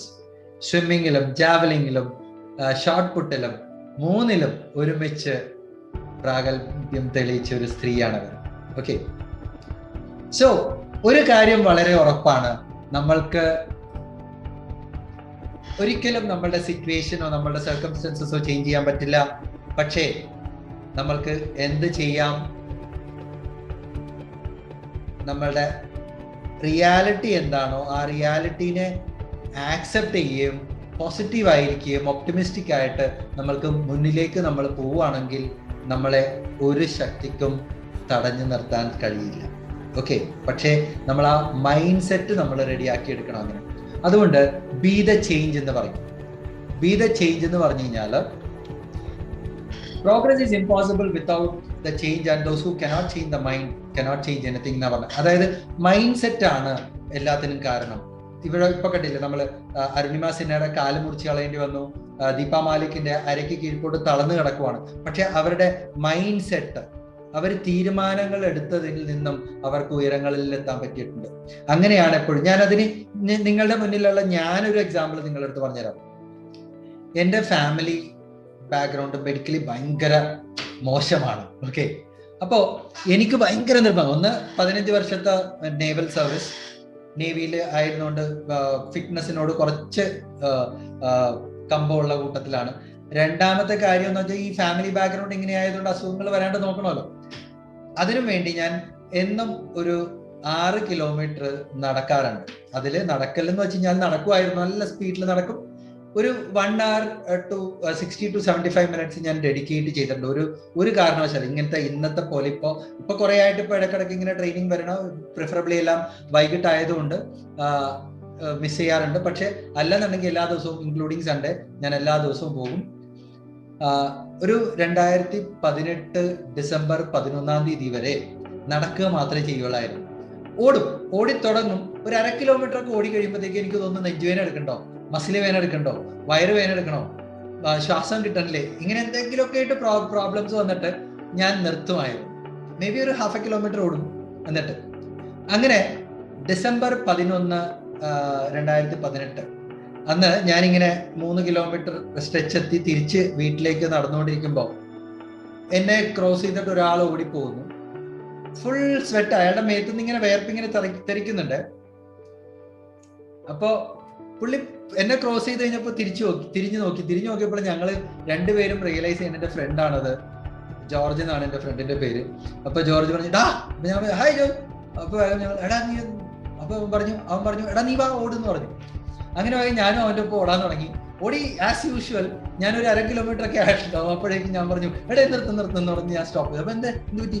അപ്പൊ ഞാൻ എനിക്ക് ഒരു എവിടെയൊക്കെ കൊളുത്തി പിടിക്കണം. അപ്പൊ പറഞ്ഞു ഒന്ന് പോടാ, ഞാൻ 20 കിലോമീറ്ററിന് വേണ്ടി പ്രാക്ടീസ് ചെയ്യാണ്. 21 കിലോമീറ്റേഴ്സ് 29 ഡിസംബർ 29 കൊച്ചിൻ കാർണിവലിന്റെ ഭാഗമായിട്ട് മാരത്തോൺ നടത്താറുണ്ട്, ഹാഫ് മാരത്തോൺ നടത്തും, മിനി മാരത്തോൺ ഒക്കെ നടത്തും. അങ്ങനെ ഹാഫ് മാരത്തോൺ ആയിട്ട് 21 കിലോമീറ്ററിന്റെ മാരത്തോൺ, മിനി ഹാഫ് മാരത്തോൺ ഉണ്ട്. അതിനിപ്പം പാർട്ടിസിപ്പേറ്റ് ചെയ്യാൻ വേണ്ടി പ്രാക്ടീസ് ചെയ്തുകൊണ്ടിരിക്കണേ. അപ്പൊ അവൻ ആ ഫ്ലോയിലായതുകൊണ്ട് നമ്മൾ പറഞ്ഞാൽ എടാ അല്ലെങ്കിൽ 23-ാം തീയതി 10 കിലോമീറ്റേഴ്സ് മിനി മാരത്തോൺ ഉണ്ട്, വാ നമുക്ക് ഓടാന്ന് പറഞ്ഞു. നമ്മൾ അയ്യോ 10 കിലോമീറ്റർ നോട്ട് പോസിബിൾ. ഓക്കെ, അങ്ങനെ ഞാൻ പറഞ്ഞു, അവൻ പറഞ്ഞു എന്നാ ശരി ഓക്കെ ബായ് പറഞ്ഞിട്ട് അവൻ പോയി. അവൻ പോയി കഴിഞ്ഞപ്പോഴാണ് ഞാൻ ആലോചിക്കുന്നത്, he's 6 years older than me. എന്നേലും 6 വയസ്സ് മൂത്തതാണ്. ഇപ്പൊ 2018 എനിക്ക് 47 വയസ്സ്. അപ്പൊ അവന് 53 വയസ്സ്. 6 വയസ്സ് മൂത്താണല്ലോ, 53 വയസ്സുള്ളവന് അവന് ഓടാൻ പറ്റുന്നുണ്ട്. 47 വയസ്സുള്ള എനിക്ക് ഓടാൻ പറ്റില്ല. What is this? ഇപ്പോ ഞാൻ എന്നെ തന്നെ തിരിഞ്ഞു നോക്കുമായിരുന്നു. ഞാനൊരു ഫുട്ബോളറാണ്. ഞാൻ 1986, 87, 88 ഇതേപോലെ തന്നെ അന്ന് 15 കിലോമീറ്റേഴ്സ് ആയിരുന്നു. ഈ 15 കിലോമീറ്റേഴ്സ് ഇസ്ക്ര എന്നുള്ള ഒരു ക്ലബ്ബ് നടത്തുന്ന 15 കിലോമീറ്റേഴ്സ് മാരത്തണ് ഞാൻ പാർട്ടിസിപ്പേറ്റ് ചെയ്തിട്ടുണ്ട്. ഓക്കെ, അപ്പൊ ഞാൻ ഓർത്തു പിന്നെന്താ എനിക്ക് ഓടിയാല്. ആ സ്പോട്ടിൽ നിന്ന് ഇവൻ എന്റെ ഫ്രണ്ടിൽ ഓടി കുറച്ച് കഴിഞ്ഞപ്പോൾ ആ ഒരു തോട്ട് പ്രോസസ് വർക്ക്ഔട്ട് ചെയ്ത് കഴിഞ്ഞപ്പോൾ ഞാൻ ഉടനെ ഓടി തുടങ്ങി. ഞാൻ പിന്നെ ചെന്ന് നിൽക്കുന്നത് എൻ്റെ വീടിന്റെ അടുത്ത് ഒരു 10 മിനിറ്റോളം പിന്നെ വീട്ടിൽ നടത്തണം. അപ്പൊ അതിന്റെ അടുത്ത് ഒരു സ്കൂളുണ്ട്. ആ സ്കൂളിന്റെ മുന്നിൽ ചെന്ന് നിന്നിട്ട് ഞാൻ കുറച്ച് സ്ട്രെച്ചിങ് ഒക്കെ ചെയ്തിട്ടാണ് വീട്ടിലേക്ക് നടന്നു പോയത്. അവിടെ എത്തിയപ്പോൾ ഇറ്റ് ഈസ് ഓൾമോസ്റ്റ് 2 കിലോമീറ്റേഴ്സ്. അതായത് വീട്ടിൽ നിന്ന് നടന്ന് ഇവിടെ വന്നിട്ട് ഇതാണ് 6 കിലോമീറ്റർ ഞാൻ പറഞ്ഞത്. വീട്ടിലേക്ക് പോകുന്നതും വീട്ടിൽ നിന്ന് വരുന്നതും വളരെ റിലാക്സ്ഡ് മോഡിലായിരിക്കും. അപ്പൊ 6 കിലോമീറ്റേഴ്സ്, ഇതാണ് 6 കിലോമീറ്റേഴ്സ് ശരിക്കും കൗണ്ടിങ്. ഏതാണ്ട് ഒരു 1 കിലോമീറ്ററോളം പിന്നെ അങ്ങോട്ടും ഇങ്ങോട്ടും നടത്താൻ പറ്റും. അപ്പോഴാണ് ഞാൻ റിയലൈസ് ചെയ്യുന്നത് ഞാനിപ്പോ 2 കിലോമീറ്റർ ഓൾമോസ്റ്റ് ഓടി. അപ്പൊ എനിക്ക് എന്റെ നെഞ്ചിനൊരു വേദന ഉണ്ടായിരുന്നില്ല, എനിക്ക് ശ്വാസം കിട്ടാനൊരു ബുദ്ധിമുട്ടുണ്ടായിരുന്നു, എന്റെ കാഫ് മസിൽസ് പിടിക്കണില്ല, തൈസ് മസിൽസ് പിടിക്കണില്ല, വയറുവേദന തോന്നുന്നുണ്ടായിരുന്നില്ല, ഒരു പ്രശ്നവും എനിക്ക് ഉണ്ടായിരുന്നില്ല. പിറ്റേ ദിവസം ഞാൻ ഓടിയപ്പോ ഞാൻ 3 കിലോമീറ്റർ കംപ്ലീറ്റ് കണ്ടിന്യൂസ് ഫിനിഷ് ചെയ്തു. 3 കിലോമീറ്റർ ഓടിയിട്ട് ഞാൻ തിരിച്ച് നടന്നു വന്നു. പിറ്റേ ദിവസം 3 കിലോമീറ്റർ ഓടി, കുറച്ചും കൂടി എക്സ്ട്രാ ഓടി, തിരിച്ച് കുറച്ചും കൂടി ഓടി, എന്നിട്ട് നിർത്തി. അതിന്റെ പിറ്റേ ദിവസം ഞാൻ കുറച്ചും കൂടി ഓടി. 5ാമത്തെ ദിവസമായി completed 6 kilometres at A stretch. 23-ാം തീയതി ഞാൻ 10 കിലോമീറ്റർ ഓടി. 20 കിലോമീറ്റർ ഓടാൻ നിന്നില്ല, കാരണം നടക്കൂലായിരുന്നു. 2019 ഓടണം എന്ന് വിചാരിച്ചിരുന്നു. പക്ഷേ due to some or other reason അതിന്റെ ഇടയിൽ എനിക്ക് കുറച്ച് ട്രാവലിംഗ് ഒക്കെ വന്നപ്പോഴത്തേക്കും ഈ പ്ലാനൊക്കെ പൊളിഞ്ഞു പോയി. 2020 എന്തായാലും ഓടിയേ മതിയാവും എന്ന് വിചാരിച്ചിരുന്നു. അപ്പോഴേക്കും കൊറോണ വന്നു. ഇപ്പൊ 2021 നടക്കുവാണെന്നുണ്ടെങ്കിൽ ഓടണം എന്ന് തീരുമാനിച്ചിട്ടുണ്ട്. അപ്പൊ ഇതുകൊണ്ട് ഇപ്പോ എന്താ ചെയ്യണമെന്ന് വെച്ചാൽ ഇപ്പൊ ഫോർ ടൈം ബീങ് 3 കിലോമീറ്റേഴ്സ് ഓടും, 3 കിലോമീറ്റേഴ്സ് നടക്കും. അതാണ് നോർമൽ റൂട്ടീൻ. ഓക്കെ, സോ ഇതിലെല്ലാം നമ്മളുടെ വളരെ എവിഡന്റ് ആയിട്ടുള്ള ഒരു കാര്യമാണ് നമ്മുടെ ബോഡി. അതുപോലെ തന്നെ ഒരു സേയിങ് കൂടിയുണ്ട്, your body can withstand any damn, it's your mindset which is to be convinced എന്നാ പറഞ്ഞിരിക്കുന്നത്. അതായത് നമ്മുടെ മനസ്സിനെ, നമ്മുടെ മൈൻഡിനെ, നമ്മുടെ ചിന്തകളെ നമ്മൾ കൺട്രോൾ ചെയ്യാൻ പറ്റിക്കഴിഞ്ഞാൽ നമ്മുടെ ബോഡി നമ്മുടെ ഒപ്പം പോകുന്നോളും, ഒരു കുഴപ്പമില്ല. മുറിച്ച കാലില് വെപ്പ് കാലം കൊണ്ട് അരുണിമ സിൻഹക്ക് മൗണ്ട് എവറസ്റ്റും അതുപോലെ തന്നെയുള്ള വേറെ 6 ഹയസ്റ്റ് പീക്സും ക്ലൈംബ് ചെയ്യാൻ നടന്ന് കയറാമെന്നുണ്ടെങ്കിലും, അരയ്ക്ക് കീഴ്പോട്ട് തളർന്ന ദീപ മാലിക്കിന് പാരലിമ്പിക്സിൽ സിൽവർ മെഡൽ നേടാന്നുണ്ടെങ്കിലും, സ്വിമ്മിങ് ചെയ്യാന്നുണ്ടെങ്കിലും നമ്മൾക്ക് എന്തുകൊണ്ട് ചെയ്തുകൂടാ? നമ്മൾ ബ്ലെസ്ഡ് അല്ലേ? നമുക്ക് 2 കാലുണ്ട്, 2 കൈയുണ്ട്, എല്ലാമില്ലേ നമുക്ക് വേറെന്താ വേണ്ടേ? We are totally blessed. അപ്പോ പലപ്പോഴും നമ്മൾക്ക് എല്ലാവർക്കും സംഭവിക്കുന്ന എന്താ കുഴപ്പമെന്ന് വെച്ച് കഴിഞ്ഞാല്, മറ്റുള്ളവരെ നോക്കുമ്പോ മറ്റുള്ളവർക്ക് എന്താണോ ഉള്ളത് അത് നമുക്കില്ലല്ലോ എന്ന് ഓർത്തിട്ടാണ് നമ്മൾ എപ്പോഴും സങ്കടപ്പെടാറുള്ളത്. അതിന് പകരം നമ്മൾക്ക് കിട്ടിയിരിക്കുന്ന ഗിഫ്റ്റ്സ് എന്താണെന്ന് നോക്കി അതിനെ നമ്മൾ അപ്രീഷിയേറ്റ് ചെയ്യാനും അതുകൊണ്ട് നമ്മൾക്ക് ഒരു കണ്ടന്റ്മെന്റ് ഉണ്ടാവാനും നമ്മൾ ഉണ്ടാക്കാനും ശ്രമിച്ചു കഴിഞ്ഞാൽ you will become definitely happy. Okay, so ഒരു സിമ്പിൾ ഒരു കാര്യം പറഞ്ഞു. ഇപ്പൊ എനിക്കൊന്ന് ലണ്ടനിൽ പോകണം. ഇപ്പൊ ഞാനൊരു ടിക്കറ്റ് കൗണ്ടറിൽ ചെന്നിട്ട് ഞാൻ പറയാം എനിക്കൊരു I want to go to London, give me a ticket എന്ന് പറഞ്ഞു കഴിഞ്ഞാൽ എന്തായിരിക്കും സംഭവിക്കുക? ഒന്ന് ഇന്ററാക്റ്റീവ് ആവാമോ? ആരും ഒരു അനക്കമില്ല, ചോദ്യങ്ങൾക്ക് മറുപടി വരുന്നില്ല. അതാണ് ഞാൻ കണ്ടിന്യൂസ് ചെയ്തു പോണത്. ഇങ്ങനെ ഒരാൾക്ക് ടിക്കറ്റ് എടുക്കാൻ പറ്റും? ഇങ്ങനെ ഒരാൾക്ക് ടിക്കറ്റ് എടുക്കാൻ പറ്റും? ഇപ്പൊ ഞാൻ സോറി പെട്ടെന്ന് പോയി എടുക്കാൻ പറ്റില്ല, വിസ എല്ലാം റെഡി ആക്കണം. അല്ല, പോകാനല്ല മാഡം ഞാൻ പറഞ്ഞത്. ഞാനൊരു ടിക്കറ്റ് കൗണ്ടറിൽ, സപ്പോസ് ഇപ്പോൾ ഒരു കൗണ്ടറിൽ ചെല്ലുവാണ്, നമ്മൾ പറയാണ് എനിക്കൊരു ലണ്ടനിലേക്ക് ഒരു ടിക്കറ്റ് വേണം എന്ന് പറഞ്ഞു കഴിഞ്ഞാൽ നമുക്ക് ടിക്കറ്റ് അപ്പൊ തന്നെ എടുത്തു തരുമോ അവര്? ട്രാവൽ ഏജൻസിയിൽ പറഞ്ഞാൽ തരും.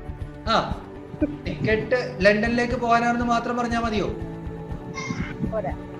എവിടെ പിന്നെന്ത് പറയണം? എന്താ കറക്റ്റ് പറയണം, നമ്മളുടെ കറക്റ്റ് പറയണം, ഡെസ്റ്റിനേഷൻ ശരിക്കും കറക്റ്റ് പറയണം. അല്ല, ഡെസ്റ്റിനേഷൻ ഓക്കെ. അപ്പൊ ഹീത്രൂ, ലണ്ടനിലെ ഹീത്രൂ എയർപോർട്ടിലാണ് നമ്മൾ ഇറങ്ങേണ്ടത്. പാസ്പോർട്ട് ഡീറ്റെയിൽസ് ഒക്കെ കൊടുക്കണം. പാസ്പോർട്ട് ഡീറ്റെയിൽസ് പാസ്പോർട്ട് ഡീറ്റെയിൽസും ഒക്കെ കൊടുത്തു, മതിയോ? നമ്മളുടെ ഡേറ്റ് ടൈം എല്ലാം കൊടുക്കണം. നമ്മളുടെ ഡേറ്റ് ടൈം ഒക്കെ കൊടുത്തു, മതിയോ? എമൗണ്ട് കൊടുക്കണം, ടിക്കറ്റിന്റെ എമൗണ്ട് കൊടുക്കണം. ടിക്കറ്റിന്റെ എമൗണ്ടും കൊടുത്തു, ടിക്കറ്റിന്റെ എമൗണ്ടും കൊടുത്തു, മതിയോ? ടിക്കറ്റിന്റെ എമൗണ്ട് കൊടുത്തു. ലണ്ടനിലെ ഹീത്രൂ എയർപോർട്ടിലാണ് പോകേണ്ടതെന്ന് പറഞ്ഞു. നമ്മൾക്ക് ഇന്ന ദിവസമാണെന്ന് പറഞ്ഞു. 8-ാം തീയതി മാർച്ച് 8, 2021 പോകേണ്ടതെന്ന് പറഞ്ഞു. വുമൻസ് ഡേയുടെ എന്നാ പോകേണ്ടതെന്ന് പറഞ്ഞു. പാസ്പോർട്ട് കൊടുത്തു, പൈസ കൊടുത്തു, എല്ലാം കൊടുത്തു. Entry visa കാണിക്കണ്ടേ?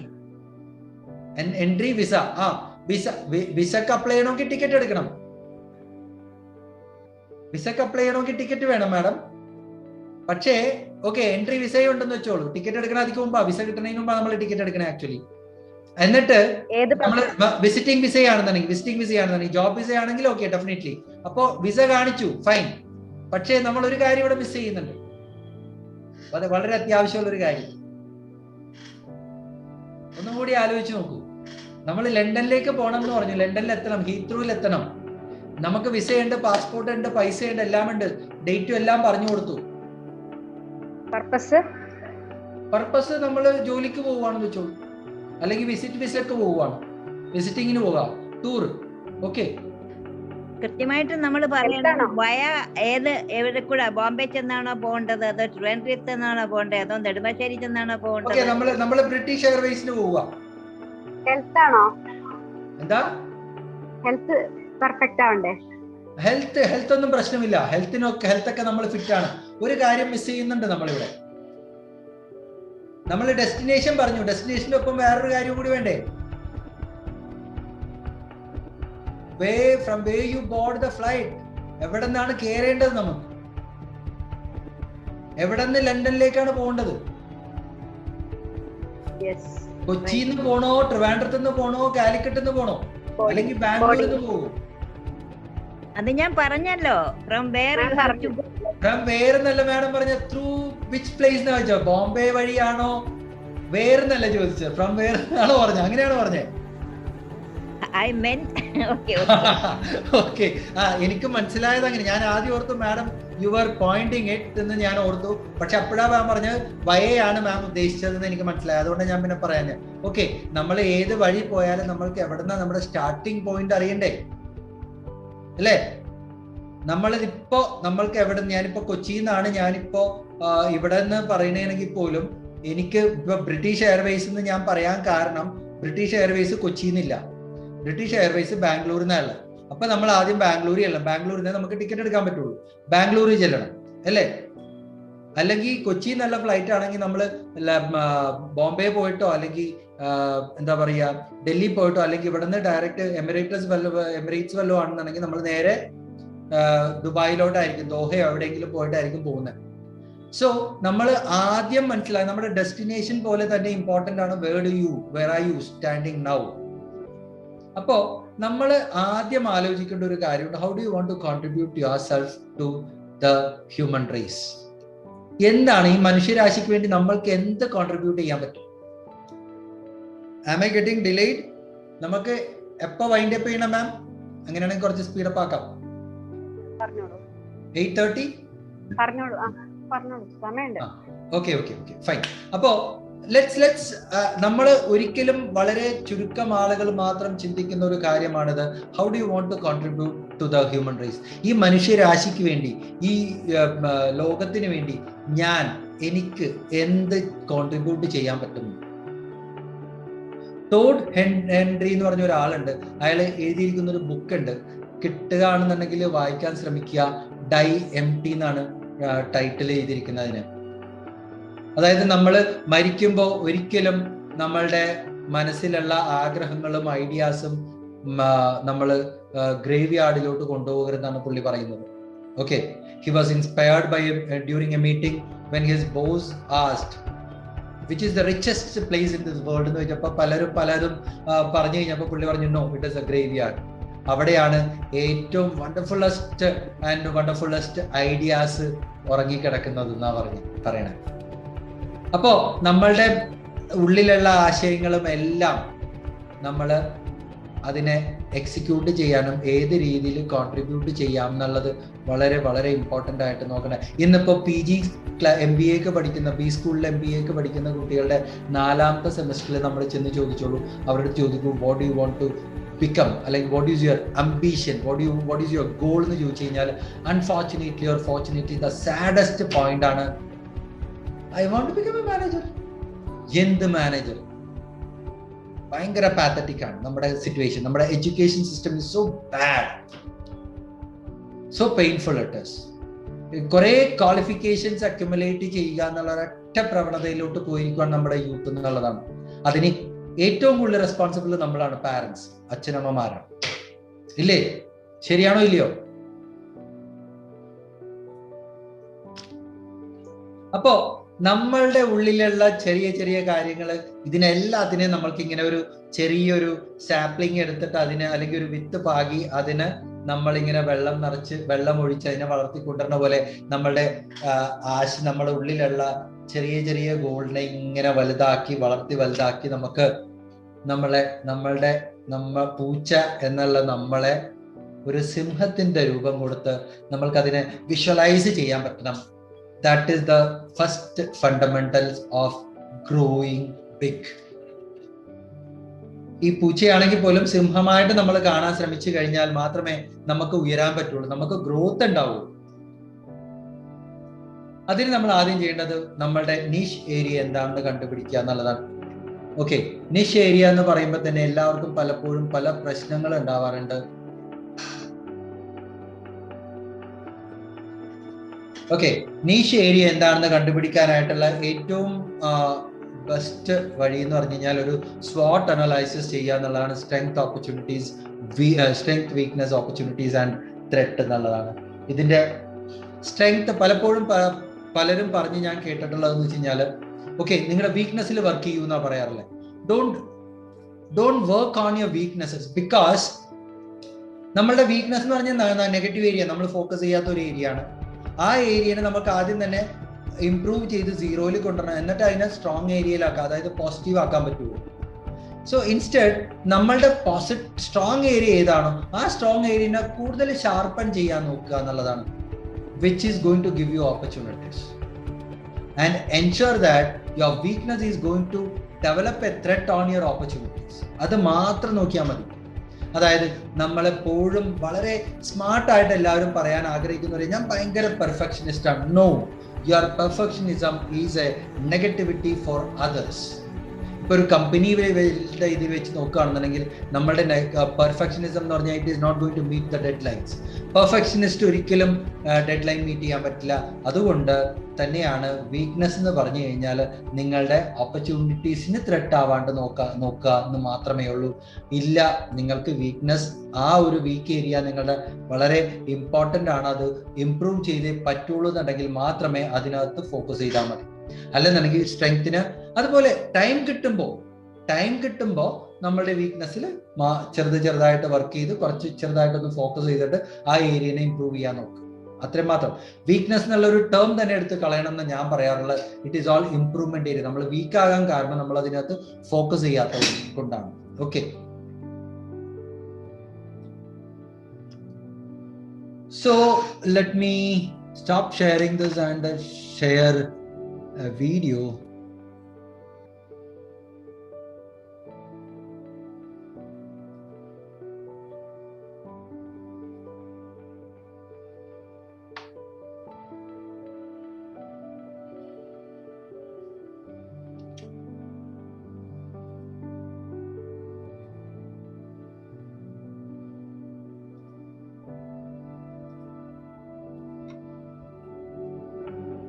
സ്ക്രീൻ കാണാവോ madam?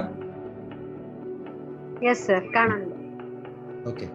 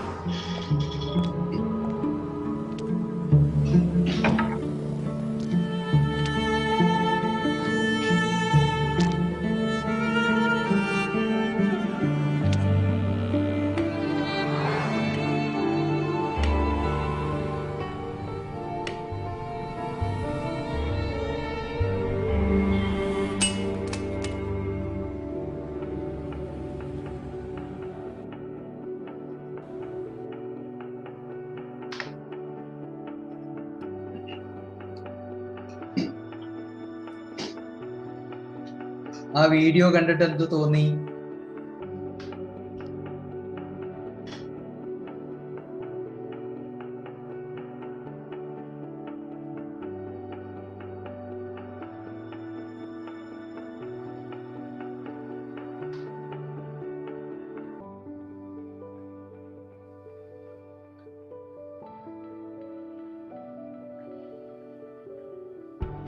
Hello sir, good evening. Good evening. ഞാൻ തുഷാറാണ്. Hi sir. Hi sir. Sir, അപ്പൊ ഞാനൊരു ഒബ്സർവേഷൻ മനസ്സിലാക്കിയതാണ്. ലൈക്ക് നമ്മൾ പലപ്പോഴും നമ്മുടെ ലൈഫില് ഡിസിഷൻസ് എടുക്കുമ്പോൾ എല്ലാവരും എടുത്തുചാട്ടാണ്. സോറി? എല്ലാം ഡിസിഷൻ എടുക്കുമ്പോൾ നമ്മൾ ലൈഫിൽ എപ്പോഴും ഒരു എടുത്തുചാട്ടാണ്. Like we take decisions very most often without thinking what is the consequence going to happen next moment. Yes. അപ്പോ എന്താ അതേമാതിരിയാണ് ആ ഒരു പയ്യൻ എടുത്ത ഡിസിഷൻ വളരെ പെട്ടെന്നായിരുന്നു. അവന്റെ മനസ്സിൽ പൈസ എങ്ങനെയെങ്കിലും ഉണ്ടാക്കണം എന്നുള്ളൊരു ആഗ്രഹമായിരുന്നു. ആ ഒരു വിഷ് വെച്ചിട്ട് അവൻ ചെയ്തു. പക്ഷെ റിയാലിറ്റിയിൽ എത്ര പേര് അവൻ ശരിക്കും ക്രുക്കഡായിട്ടുള്ള രീതിയിൽ നോക്കിയപ്പോ ഇങ്ങനെ പറ്റുള്ളൂ എന്ന് അവന്റെ മനസ്സിൽ മാർഗം വന്നു. പക്ഷെ റിയാലിറ്റി നോക്കി കഴിഞ്ഞപ്പോ പല കാര്യങ്ങളും നമ്മുടെ ലൈഫിനെക്കാട്ടിലും ബുദ്ധിമുട്ടുന്ന പല ആൾക്കാരുണ്ട്. അത് നമ്മൾ മറന്നു പോവാണ് ആ സമയത്ത്. ഇതേ സിറ്റുവേഷൻ തന്നെയാണ് ഒരു സ്ത്രീയുടെ ലൈഫിലും കൂടിയും. സ്ത്രീകളും പല കാര്യം ഇപ്പൊ ഈ സ്ത്രീകളും പുരുഷന്മാരും ആരായാലും എല്ലാവർക്കും സമത്വമായിട്ട് ഒരേ കാര്യങ്ങളാണ് ലൈഫ് എല്ലാവരും ലീഡ് ചെയ്യുന്നത്. അപ്പോ പലപ്പോഴും സൂയിസൈഡ് അറ്റംപ്റ്റ്സ് ആവട്ടെ, അല്ലെങ്കിൽ ഡിസിഷൻസ് നമ്മുടെ ലൈഫിൽ എടുക്കുന്ന ഡിസിഷൻസ് ആണ് നമ്മളെ അടുത്ത മൊമെന്റിൽ നമ്മളെ വിജയിപ്പിക്കുന്നതും തോൽപ്പിക്കുന്നത്. അതാണ് എനിക്ക് മനസ്സിലാക്കാൻ പറ്റുന്നത്. അതിന് ഞാനൊരു ഈ പലപ്പോഴും ഞാൻ ഷെയർ ചെയ്യാറുള്ള ഒരു കാര്യമാണ്. ഇപ്പോ സാറ് പറഞ്ഞ പോലെ ഡിസിഷൻ മേക്കിംഗ് എന്ന് പറഞ്ഞൊരു സംഗതി വരുമ്പോൾ ഈ ഡിസിഷൻ മേക്കിങ്ങിനെ ഏറ്റവും കൂടുതൽ ഹെൽപ്പ് ചെയ്യുന്ന 2 തിങ്കിങ് ഉണ്ട്. ഒന്ന് ലോജിക്കൽ തിങ്കിങ്ങും 2 ക്രിട്ടിക്കൽ തിങ്കിങ്ങും. Right? Unfortunately or fortunately, if your decision making is supported with, or if you happen to add എന്താ പറയാ ഇമോഷണൽ തിങ്കിങ്ങിനെ, അത് ഇമോഷൻസിനെ നമ്മൾ ഇതിനകത്തേക്ക് കൊണ്ടുവന്ന് കഴിഞ്ഞാൽ പലപ്പോഴും നമ്മളുടെ ഡിസിഷൻ റോങ് ആയി പോകും. അതിന് ഒരു എക്സാമ്പിൾ ഞാനാണ്. അതായത് ഞാൻ നേവിയിൽ നിന്ന് ഇറങ്ങുമ്പോൾ എനിക്ക് ബെല്ലിൽ ഭാരത് ഇലക്ട്രോണിക്സ് ലിമിറ്റഡിൽ കിട്ടിയിട്ടുണ്ടായിരുന്നു. ഓക്കെ, ബാംഗ്ലൂർ പോയി ജോയിൻ ചെയ്യാനിരിക്കുമ്പോൾ എൻ്റെ ഫാദറിന്റെ സെക്കൻഡ് ഹാർട്ട് അറ്റാക്ക് വരണേ. സെക്കൻഡ് ഹാർട്ട് അറ്റാക്ക് വന്നപ്പോൾ ഞാൻ I was actually going to travel. അങ്ങനെ വേഗം ഞാനത് സ്റ്റോപ്പ് ചെയ്തിട്ട് I to care of him, then went back, reported, arranged everything, came back again. അപ്പോൾ ഫാദർ പറഞ്ഞു, നോ, ഞങ്ങൾ പറഞ്ഞില്ല. അച്ഛനും അമ്മേനെ കൊണ്ടുപോകാൻ വേണ്ടി നോക്കുമ്പോൾ അച്ഛൻ പറഞ്ഞു, നോ നോ നോ, ഞങ്ങൾ പറഞ്ഞില്ല, ഞങ്ങൾ വന്ന് ശരിയാവില്ല, നിന്റെ അമ്മയ്ക്ക് പറ്റില്ല, അതുകൊണ്ട് നീ പൊയ്ക്കോ എന്ന് പറഞ്ഞു. അപ്പോൾ വിത്തൗട്ട് തിങ്കിങ് എനിത്തിങ് എൽസ് ഞാൻ പറഞ്ഞു, എന്നാ ഞാൻ പോണില്ല ആ ജോലി. കാരണം എനിക്ക് ഭയങ്കര കോൺഫിഡൻസ് ഉണ്ടായിരുന്നു, ഞാൻ ഭയങ്കര കോമ്പറ്റന്റ് ആണ് ഇലക്ട്രോണിക്സിൽ, nobody can deny a job for me. Unfortunately കേരളത്തിൽ ജോലി ഇല്ല എന്നുള്ളതായിരുന്നു നമുക്കറിയില്ലായിരുന്നു ഇലക്ട്രോണിക്സ്. റൈറ്റ്? അപ്പോ അവിടെ ഞാൻ ഡിസിഷൻ എടുത്തപ്പോ I was only a son, not as a professional. ഒരു എഞ്ചിനീയർ എന്നുള്ളൊരു ആസ്പെക്ടിൽ ഞാൻ അതിനെ കണ്ടില്ല എന്റെ ഡിസിഷൻ. അതുകൊണ്ട് if you look at as a son, okay, that was the right decision to take care of my parents. They, during their last hours, I want to be there, so that was the right decision. അവിടെ emotions ആണ് prioritise ചെയ്തത് ഞാൻ. അതേസമയം ഞാൻ അതിനെ ഒന്ന് കുറച്ചും കൂടി കോൺസിക്വൻസസും അതിനെ പ്രോപ്പറായിട്ട് ക്രിട്ടിക്കൽ തിങ്കിങ് അപ്ലൈ ചെയ്തിട്ട് ഞാൻ ഡിസൈഡ് ചെയ്തിരുന്നെങ്കിൽ മേ ബി കുറച്ച് ടൈം എടുത്തിട്ടാണെങ്കിലും I would have convinced my parents and taken them to Bangalore. Right? അപ്പോ ഞാൻ എപ്പോഴും ഇത് സാധാരണ നോർമലി കുട്ടികളുടെ സ്റ്റുഡൻസിനൊക്കെ എടുക്കുമ്പോഴത്തേക്കും പറയാറുണ്ട്. കാരണം നമ്മളുടെ ഇമോഷണൽ തിങ്കിങ് വരുമ്പോ നമ്മൾ ഒരിക്കലും കോൺസിക്വൻസസിനെ കുറിച്ചിട്ട് തിങ്ക് ചെയ്യില്ല. You will not analyse the consequences. You only think what is good now, what is that priority. But instead, if you are applying your logics and critical thinking, then you will work out and analyze on the consequences and decide. So every decision making is only be there with the critical thinking and logical thinking. You have to keep your emotions aside, be it personal as well as professional. കാരണം personal ആണെങ്കിൽ പോലും അവിടെ emotions കൊണ്ടുവന്നു കഴിഞ്ഞാൽ നമ്മൾക്ക് ഒരിക്കലും right ഡിസിഷനിൽ എത്താൻ പറ്റാറില്ല. ഓക്കെ, സോ നമ്മളിപ്പോ കണ്ടത് ഒരു എക്സാക്ട്ലി ഒരു വളരെ ആറ്റിറ്റ്യൂഡിനെ സംബന്ധിച്ചൊരു വീഡിയോ ആണ് കണ്ടത്. Look at this. This is Jessica Cox. She was born without hands, without arms. രണ്ട് കൈയും തോളത്തുന്നില്ല. Okay. She was born in 83, fortunately on my birth date. Okay, February 2nd ആണ് ഞങ്ങൾ രണ്ടുപേരും. ഓക്കെ, അപ്പോ ഇവിടെയും ഇതും എനിക്ക് I just wanted to show you, ഇത് മൈൻഡ് സെറ്റ് എന്ന് പറഞ്ഞൊരു സാധനം. ഈ കുട്ടി ഒരു 12 വർഷത്തോളം ആർട്ടിഫിഷ്യൽ ലിംസ് ആയിട്ട് കൈ കണക്ട് ചെയ്ത് നടന്നിരുന്നു. പിന്നീട് she realise that no, it is not going to help me. ഇന്നിപ്പോ നിങ്ങൾക്ക് ഇത് വായിച്ചു നോക്കാം. Earned a licence as a pilot. ലോകത്തിലെ ആദ്യത്തെ ആംലെസ് പൈലറ്റ് ആണ് പുള്ളിക്കാരത്തി. എർക്കോ 415C എന്നുള്ള സിംഗിൾ എഞ്ചിൻ മോണോപ്ലെയിൻ ഓടിക്കാനായിട്ടുള്ള ലൈസൻസ് 2008 ഒക്ടോബർ 10 കിട്ടുന്ന ആദ്യത്തെ ഹാൻഡിക്യാപ്ഡ് ലേഡിയാണ് ഇവർ. Okay, 3rd degree black belt in Taekwondo, became Arizona state champion in 2014. She plays piano, drives a car, drives even a plane, right? Okay, 23 രാജ്യങ്ങളിൽ പോയിട്ട് positivity എന്നുള്ള ഒരു സാധനത്തിന്റെ പുറത്ത് മോട്ടിവേഷണൽ സ്പീച്ചസ് കൊടുക്കുന്ന ഒരു ലേഡിയാണിത്. ഇനി നിങ്ങൾ നിക്കിനെ നിങ്ങൾക്ക് അറിയാൻ പറ്റും. Nick Vujicic, who is born without arms and legs. Okay, ആകെ തലയും ഈ ബോഡി ഫ്ലഷ് അപ്പർ ബോഡിയും മാത്രമേ ഉള്ളൂ. നിങ്ങൾ കണ്ടിട്ടില്ലാത്തവർ യൂട്യൂബിൽ ചെന്നിട്ട് നിക് വിജൂസിക് എന്ന് പറഞ്ഞ് ടൈപ്പ് ചെയ്ത് കൊടുത്തു കഴിഞ്ഞാൽ കിട്ടും. He is the most travelled motivational speaker across the globe. ഇവിടെ red ant and the black ആൻഡിന്റെ ഒരു സ്റ്റോറി ഞാൻ പറയാം. ഈ രണ്ട് തരത്തിലുള്ള ഉറുമ്പുകളെയും നമ്മളൊരു ചില്ല് ഭരണിക്കകത്ത് ഇട്ട് കഴിഞ്ഞാൽ, പതുക്കെ എടുത്തിട്ട് ഇട്ട് കഴിഞ്ഞാൽ ഇതുങ്ങൾ സുഖമായിട്ട് അതിനകത്ത് ഓടി നടന്നോളൂ, ഒരു കുഴപ്പമില്ല, പ്രശ്നമൊന്നും ഉണ്ടാവില്ല. പക്ഷെ പെട്ടെന്നൊന്ന് ആ കുപ്പി എടുത്തിട്ട് ഇങ്ങനെ കുലുക്കി ഒന്ന് ഷെയ്ക്ക് ചെയ്തിട്ട് അങ്ങോട്ട് വെച്ച് കഴിഞ്ഞാൽ, വെച്ചിട്ട് കുറച്ചു നേരം മോണിറ്റർ ചെയ്ത് നോക്കിയേ, ഇതുങ്ങള് രണ്ട് ടൈപ്പും റെഡിനെയും റെഡ് ബ്ലാക്കിനെയും അറ്റാക്ക് ചെയ്യാൻ തുടങ്ങും. അവസാനം after around half an hour 15 to half an hour depending on the number of ants, ഇതുങ്ങളെല്ലാം അങ്ങോട്ടും ഇങ്ങോട്ടും വന്നിട്ടുണ്ടാവും. പലപ്പോഴും നമ്മളുടെ അവസ്ഥ ഇങ്ങനെയാണ്. നമ്മൾ ആരാണ് ഈ നമ്മളിട്ട് കുലുക്കിയ എന്നുള്ളത് അറിയാണ്ട് ഈ കുലുക്കിയപ്പോ നമ്മളുടെ പരിസരത്തൊക്കെ ആരാണോ ഉള്ളത് അവരുടെ തലയിലോട്ട് നമ്മൾ എടുത്തിടാം. അതാണ് ഞാൻ നേരത്തെ പറഞ്ഞത്. നമ്മളുടെ കുട്ടിക്ക് എന്തെങ്കിലും പ്രശ്നം വന്നു കഴിഞ്ഞാൽ ഏറ്റവും ആദ്യത്തെ വെപ്പൺ അവന്റെയോ അവളുടെയോ ഏറ്റവും അടുത്ത സുഹൃത്തുക്കളാണ്. ഇപ്പൊ നേരത്തെ തുഷാർ സാറ് പറഞ്ഞ പോലെ, ഞാൻ ഒരു എനിക്ക് തോന്നുന്നു 2016-ലോ 17-ലോ ഇവിടെ YWCA എറണാകുളത്ത് ഒരു വിമൻസ് അസോസിയേഷൻ്റെ ഒരു ടോക്കിന് വേണ്ടി എൻ്റെ ഫ്രണ്ട് വിളിച്ചിട്ട് ഞാൻ അവളെ ഒരു സെഷൻ കൊടുക്കാൻ വേണ്ടി പോയിട്ടുണ്ടായിരുന്നു. അവളുടെ ഒരു റിക്വയർമെന്റ് പറഞ്ഞപ്പോഴാണ് ഞാൻ മാഡത്തിന്റെ അടുത്ത് പറഞ്ഞു, മാഡം മാർച്ച് 8 വിമൻസ് ഡേ അല്ലേ, അപ്പൊ നമുക്കൊരു സെഷൻ കൊടുത്താലോ എന്ന് പറഞ്ഞത്. ഓക്കെ, അപ്പോ അവളെ വിളിച്ചിട്ടാണ്, ഞങ്ങൾ ക്ലാസ്മേറ്റ്സ് ആണ്, അവളെ വിളിച്ചിട്ടാണ് ഞാൻ അവിടെ പോയത്. അപ്പോ അവിടെ അതിന് മുന്നേ, എന്നേലും മുന്നേ ഞങ്ങൾ ആകെ 2 ആണുങ്ങളാണ്, 500 സ്ത്രീകളായിരുന്നു ബാക്കി എല്ലാ പാർട്ടിസിപ്പൻസും. കാരണം വുമൻസ് ഡേ ആണല്ലോ.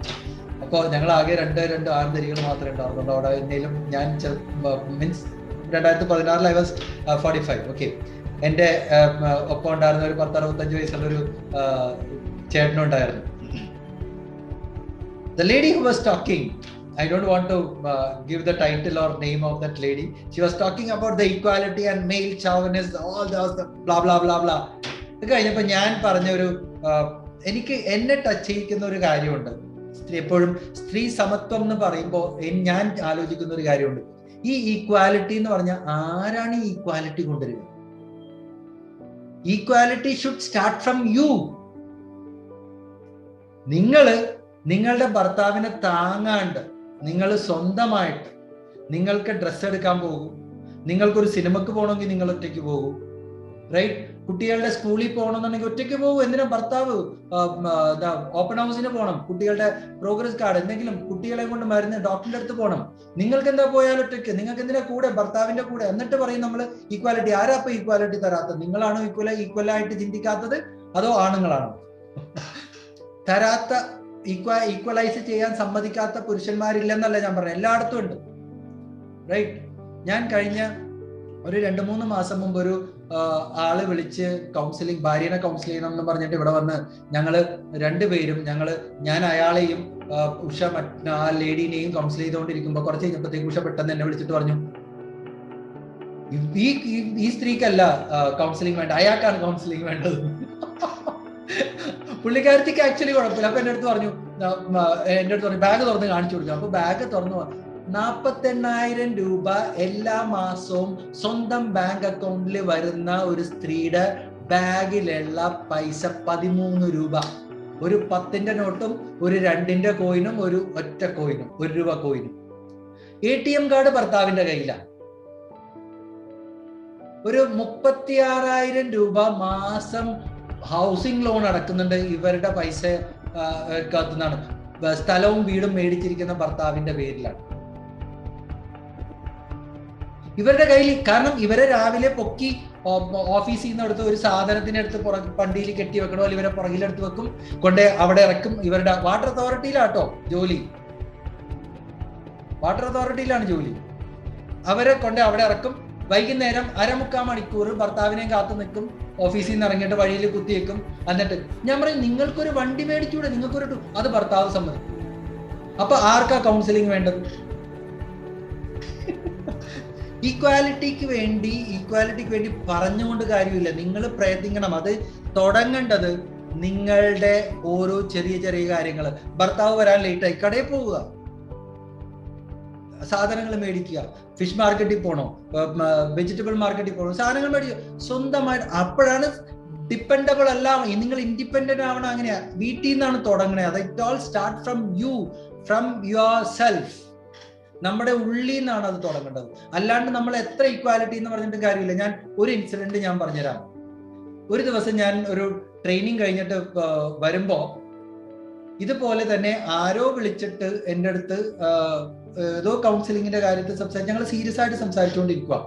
അതുകൊണ്ട് ഞാൻ കൊച്ചിയിൽ വന്നിട്ടുള്ളവർക്കറിയാം, തേവര കഴിഞ്ഞ് അറ്റ്ലാന്റിസ് റെയിൽവേ ക്രോസിംഗിന്റെ അടുത്ത് എത്താറായിട്ടുണ്ടാവും. ഞാൻ എൻ്റെ ഓഫീസ് രവിപുരത്താണ്. അപ്പോ എന്റെ കാറിന് ഓവർടേക്ക് ചെയ്തിട്ട് ഒരു 2 വീലർ പോവുക. അവിടെ ഫ്രണ്ടിലൊരു നല്ലൊരു സുന്ദരി കുട്ടി, ഒരു 3.5-4 വയസ്സ് പ്രായം തോന്നിക്കുന്ന ഒരു നല്ല മിടുക്കി കുട്ടി. അവളുടെ അച്ഛന്റെ മുന്നിൽ വണ്ടിയുടെ ബൈക്കാണ്, ഹീറോ ഹോണ്ട സ്പ്ലെൻഡർ ആയിരുന്നു ബൈക്ക്, എനിക്ക് നല്ല ഓർമ്മയുണ്ട് അത്. അവള് ഫ്രണ്ടിൽ ഇരിക്കുവാണ്, ഭാര്യ പുറകിൽ ഇരിപ്പുണ്ട്, സൈഡാണ് ഇരിക്കണേ. എനിക്ക് സൈഡായിട്ട് പെണ്ണുങ്ങൾ ഇരിക്കണ കണ്ടുകഴിഞ്ഞാൽ തന്നെ ടെൻഷനാണ്. കാരണം ഏത് സമയത്തും ബാലൻസ് പോയി കഴിഞ്ഞാൽ മുഖം അടിച്ചേ വീഴുള്ളൂ. എന്തുകൊണ്ട്? എന്താ പ്രശ്നം? വട്ടം ഇരുന്നാൽ. നിങ്ങളുടെ ചുരിദാറിന്റെ താഴെ ഒരു പാന്റ് ഉണ്ട്, പിന്നെ കാല് പൊക്കി വട്ടം ഇരിക്കണതിന് എന്താ കുഴപ്പം? ആരാ നിങ്ങൾ സ്റ്റോപ്പ് ചെയ്യണം? എനിക്കറിയാവുന്ന കുറെ, എന്റെ അളിയനടക്കം, എന്റെ ഭാര്യയുടെ ആങ്ങളെ അടക്കം വട്ടം ഇരിക്കുന്ന ഇഷ്ടമില്ലാത്ത കുറെ ആണുങ്ങളെ ഞാൻ കണ്ടിട്ടുണ്ട്. പക്ഷെ നിങ്ങൾ പറഞ്ഞാൽ എനിക്ക് കംഫർട്ടബിൾ അല്ലെന്നേ. കുറെ നിങ്ങൾ കണ്ടിന്യൂസ് ഒരു അരമണിക്കൂർ ഒന്ന് വണ്ടിയിൽ ഒരു സൈഡ് ഇരുന്നിട്ട് യാത്ര ചെയ്ത് നോക്കിയാൽ നിങ്ങൾക്ക് പറ്റില്ല. അവിടെ ഇവിടെയൊക്കെ വേദന വരും. ആ സമയം വട്ടം ഇരുന്ന് കഴിഞ്ഞാൽ ഓടിക്കുന്ന ആൾക്കും സമാധാനം, നിങ്ങൾക്കും കംഫർട്ടബിൾ ആയിട്ട് ഇരിക്കാം.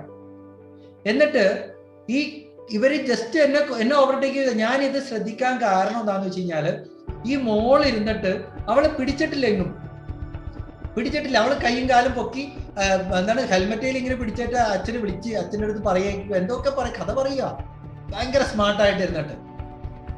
അപ്പോ എന്താ പറഞ്ഞ, ഈ കുഞ്ഞുങ്ങളുടെ സൗണ്ട് ഇല്ലേ, കിക്കി എന്നുള്ള സൗണ്ട് ആയിരിക്കുമല്ലോ വർത്താനം കേൾക്കുമ്പോ.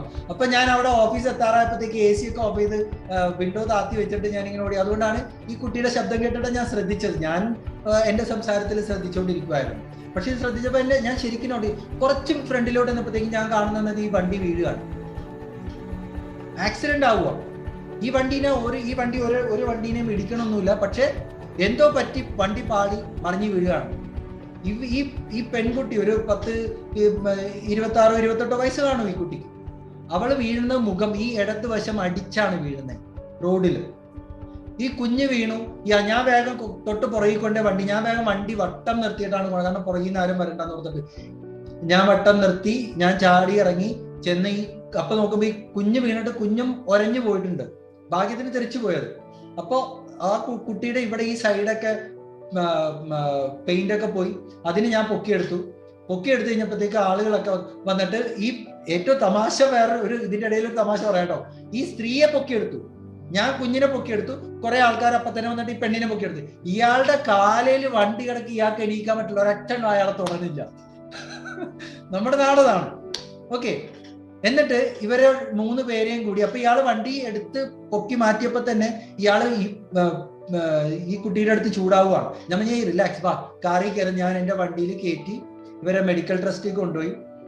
മെഡിക്കൽ ട്രസ്റ്റില് കാഷ്വാലിറ്റിയിൽ കൊണ്ടുപോയി നോക്കിക്കൊണ്ടിരിക്കും. ഞാനപ്പോ ഈ കുട്ടിയുടെ അടുത്ത് ചോദിച്ചു, അല്ല മോളെ എന്താ സംഭവിച്ചേ, എങ്ങനെയാ നിങ്ങൾ വീണേ? അപ്പൊ അവള് പറഞ്ഞു, അപ്പൊ ഈ പുള്ളിക്കാരൻ പറഞ്ഞിട്ടാ, ചേട്ടാ അതെ ഇവള് ഇരുന്ന് പുറകിരുന്ന് ഇളകിയതാണെന്ന്. അപ്പൊ രണ്ടുപേരും കൂടി അടിയാണ്. ഇയാൾക്ക് കാരണം ഓടിക്കുന്ന ഇയാൾക്ക് അറിയാം ഇവള് ഇളകിയതാണ്, ഇയാളുടെ ബാലൻസ് പോയത്. അപ്പൊ ഞാൻ ചോദിച്ചു എന്തിനാ ഇളകി? അതെ ഇവരുടെ പുറകിൽ ഒരു ബൈക്ക് വരുന്നുണ്ടായിരുന്നു. ഇവന്മാര് ഓവർടേക്ക് ചെയ്തപ്പോ ഇവളിട്ടിരിക്കുന്നത് ലെഗിൻസ് ആണ്. അപ്പോ ഈ സ്ലിറ്റ് ഇങ്ങനെ മാറിക്കിടന്ന് വെച്ചിട്ട് ഇവന്മാര് ഈ കുട്ടിയുടെ കാലിട്ട് നോക്കിയത്രേ. അതിന് സ്ലിറ്റ് വലിച്ചിടാൻ നോക്കിയതാണ് ഈ പ്രശ്നങ്ങൾക്ക് എല്ലാത്തിനും കാരണം. നമ്മൾ ചെയ്യുന്ന വസ്ത്രം, നമ്മൾ എന്ത് വസ്ത്രം ധരിച്ചോ, നിങ്ങൾ ചെന്ന് കണ്ണാടിയുടെ മുന്നിൽ നിൽക്കുമ്പോൾ നിങ്ങൾക്കൊരു കോൺഫിഡൻസ് ഉണ്ടായിരിക്കണം. ഏതവൻ നോക്കിക്കോട്ടെ, ഞാൻ എന്റെ വൈഫിന്റെ അടുത്ത് പറയാനുള്ള കാര്യം, if somebody is looking at you, feel proud that I am beautiful. That is the reason somebody is looking at you. ഞാൻ സുന്ദരിയാണ്, അതുകൊണ്ടിട്ടല്ലേ ആണുങ്ങൾ നോക്കണമെന്ന് വിചാരിക്കുക. അവിടെ കഴിഞ്ഞു കാര്യം, റൈറ്റ്? പക്ഷെ അവിടെ നിങ്ങൾ ഇൻസെക്യൂർ ആവുമ്പോഴാണ് അവിടെ എല്ലാ പ്രശ്നങ്ങളും ഉണ്ടാകുന്നത്. ഞാൻ ഒരു ദിവസം രാത്രി ഒരു 11:30 വണ്ടി നിർത്തി എൻ്റെ വൈഫിനെ മോനെയും കാണിച്ചു കൊടുത്തിട്ടുണ്ട്. ഒരു 10-24 വയസ്സുള്ള ഒരു കുട്ടി രാത്രി ഒരു വിജനമായ വഴി കൂടി നടന്നു പോകും. ഡ്യൂട്ടി കഴിഞ്ഞിട്ട് പോവുക, ഒരു 11:15 ആയിട്ടുണ്ടാവും. അവളുടെ നടത്തം കണ്ടാൽ പോലും ഒരുത്തനും നിന്നോട്ടൊന്നും ഇവളായിട്ട് നോക്കാൻ പോലും തോന്നില്ല. കാരണം അത്രക്ക് കോൺഫിഡന്റ് ആണ് അവൾ. ഈ രാത്രിയാണ് 11:20. അവർക്ക് യാതൊരു കൂസലുമില്ല. ഈ പരിസരത്ത് തൊട്ടിപ്പുറത്ത് ദ്രോണാചാരിയാണ്, അതിൻ്റെ ഇപ്പുറത്ത് വെളി ഗ്രൗണ്ട് എന്ന് പറഞ്ഞൊരു സ്ഥലമാണ്. അവിടെ ഒരാളുമില്ല. ഈ ഒരു ഏതാണ്ട് ഒരു 1000-750 മീറ്റർ സ്ട്രെച്ചിൽ ഒരാളും ഉണ്ടാവില്ല. അവള് നടന്നു പോണ അവൾക്കറിയാം, ഞാൻ നടന്നു എന്റെ വീട്ടിലേക്ക് നടന്നു പോവാണ്. ആ കോൺഫിഡൻസ് ബോഡി ലാംഗ്വേജ് കണ്ടാൽ അറിയാം. ഒരുത്തനും വണ്ടി നിർത്തി നോക്കാൻ പോലും തോന്നില്ല. ഞരമ്പ് രോഗികൾക്ക് നോക്കാൻ പോലും. അപ്പൊ ഞരമ്പ് രോഗമൊക്കെ നേരെ ആയിക്കോളും. നിങ്ങളുടെ കോൺഫിഡൻസ് ആണ് മറ്റുള്ളവർക്ക് ആക്ച്വലി ഇൻസ്പിറേഷൻ ആവണം നിങ്ങളെ എന്താ പറയുക ചൊറിയാനായിട്ട്. സത്യം പറഞ്ഞു കഴിഞ്ഞാൽ so have that confidence in your self. നിങ്ങളെ ഒരാളും വന്നിട്ട് നിങ്ങളുടെ കോൺഫിഡൻസ് ഒരുത്തൻ നോക്കുമ്പോഴത്തേക്ക് നിങ്ങൾ ആദ്യം തന്നെ നോക്കുന്നത് നിങ്ങളുടെ മേത്തായിരിക്കും. എന്തെങ്കിലും കാണുന്നുണ്ടോ, എവിടെയെങ്കിലും കാണുന്നുണ്ടോ. ഇതാണ് ഏറ്റവും വലിയ കുഴപ്പം. അവിടെ ആ നോക്കുന്നവന് മനസ്സിലാവുന്ന നിങ്ങളുടെ ലാക്ക് ഓഫ് കോൺഫിഡൻസ് ആണ്. അവൻ നോക്കുമ്പോൾ നിങ്ങൾ അവനായിട്ട് ഒന്നും കൂടി തുറിച്ചു നോക്കൂ. അവൻ എന്താ നോക്കണേ, പരിചയമുള്ള ആളാണോ എന്താണെന്ന് നോക്കൂ, കാഷ്വൽ ആയിട്ട് നോക്കൂ. എന്നിട്ട് if his looks are not, he is not looking at you in a proper sense, dirty look ആണ് തരുന്നത്, you stare at him, give him a look back. ഒരുത്തനും പിന്നെ നിങ്ങളുടെ ഐ കോണ്ടാക്ട് നിർത്തൂല. അവൻ താനെ മാറ്റിക്കോളൂ. Definitely take it granted from me. അത് ഉറപ്പുള്ള കാര്യം. പക്ഷെ നിങ്ങൾക്ക് കോൺഫിഡൻസ് ഇല്ലാത്തടത്തോളം കാലം, അല്ലെങ്കിൽ നിങ്ങൾ ഡിപ്പെൻഡ് ആവുന്നിടത്തോളം കാലം ഒരിക്കലും ഈക്വാലിറ്റി എന്ന് പറഞ്ഞൊരു സാധനം സംഭവിക്കില്ല. അതിന് it has to start from your heart, your mindset. ഈ പറഞ്ഞ സാധനം മരം, ഇങ്ങനെ ഒരു മരം കണ്ടു കഴിഞ്ഞാൽ നമുക്ക് ഭയങ്കര സ്ട്രോങ്, ഭയങ്കര പവർഫുൾ ആണല്ലേ മരം. ഈ മരത്തിനെ കാണുമ്പോൾ ഇത് എക്സ്റ്റേണൽ ആണ്, ഇതാണ് പുറത്തുനിന്ന് കാണുന്നത്. ഞാനിപ്പോ ബോഡി ലാംഗ്വേജ് പറയുന്നത് ഇതിനു വേണ്ടിയിട്ടാണ്, റൈറ്റ്? എന്നാൽ ഇത്രയും വലിയൊരു മരം, ഇതിന് എന്ത് കാറ്റ് വന്നാലും എന്ത് വന്നാലും ഇത് കുലുങ്ങാണ്ട് ഒന്ന് ആടി ഒലഞ്ഞിട്ട് പിന്നെ നേരെ നിൽക്കണം എന്നുണ്ടെങ്കിൽ ഇതിന്റെ റൂട്ട് ഇത്രയും സ്ട്രോങ് ആയിരിക്കണം, അല്ലേ? ഇത് സ്ട്രോങ്, ഇത് ഇന്റേണൽ ആണ്, ഇൻവിസിബിൾ ആണ്. ഇത് നമുക്ക് പുറത്തുനിന്ന് കാണാൻ പറ്റില്ല. അതുപോലെയാണ് ഓരോരുത്തരും, ആണായാലും പെണ്ണായാലും, നിങ്ങളെല്ലാവരും, പ്രത്യേകിച്ച് പെണ്ണുങ്ങൾക്ക്, നിങ്ങളുടെ സ്ട്രോങ് ബിലീഫ് സിസ്റ്റം ആണത്. നിങ്ങളുടെ ബിലീഫ് സിസ്റ്റം വളരെ സ്ട്രോങ് ആയിരിക്കണം. എന്നാൽ നിങ്ങളുടെ പുറമേ കാണുന്ന നിങ്ങളുടെ ബോഡി ലാംഗ്വേജ്, നമ്മുടെ ബിലീഫ് സിസ്റ്റം ആണെന്നുകൊണ്ട് ബോഡി ലാംഗ്വേജ് ആയിട്ട്, അതായത് കോൺഫിഡൻസ് ആണ് ബോഡി ലാംഗ്വേജ് ആയിട്ട് റിഫ്ലക്ട് ആവണം മറ്റുള്ളവർക്ക്. ഇപ്പൊ നിങ്ങളുടെ ബോഡി ലാംഗ്വേജ് സ്ട്രോങ് ആണെന്നുണ്ടെങ്കിൽ ഒരു ഞരമ്പ് രോഗിയുടെ ഞരമ്പിന്റെ അസുഖം കൂടൂല അവിടെ നിങ്ങളെ കാണുമ്പോൾ.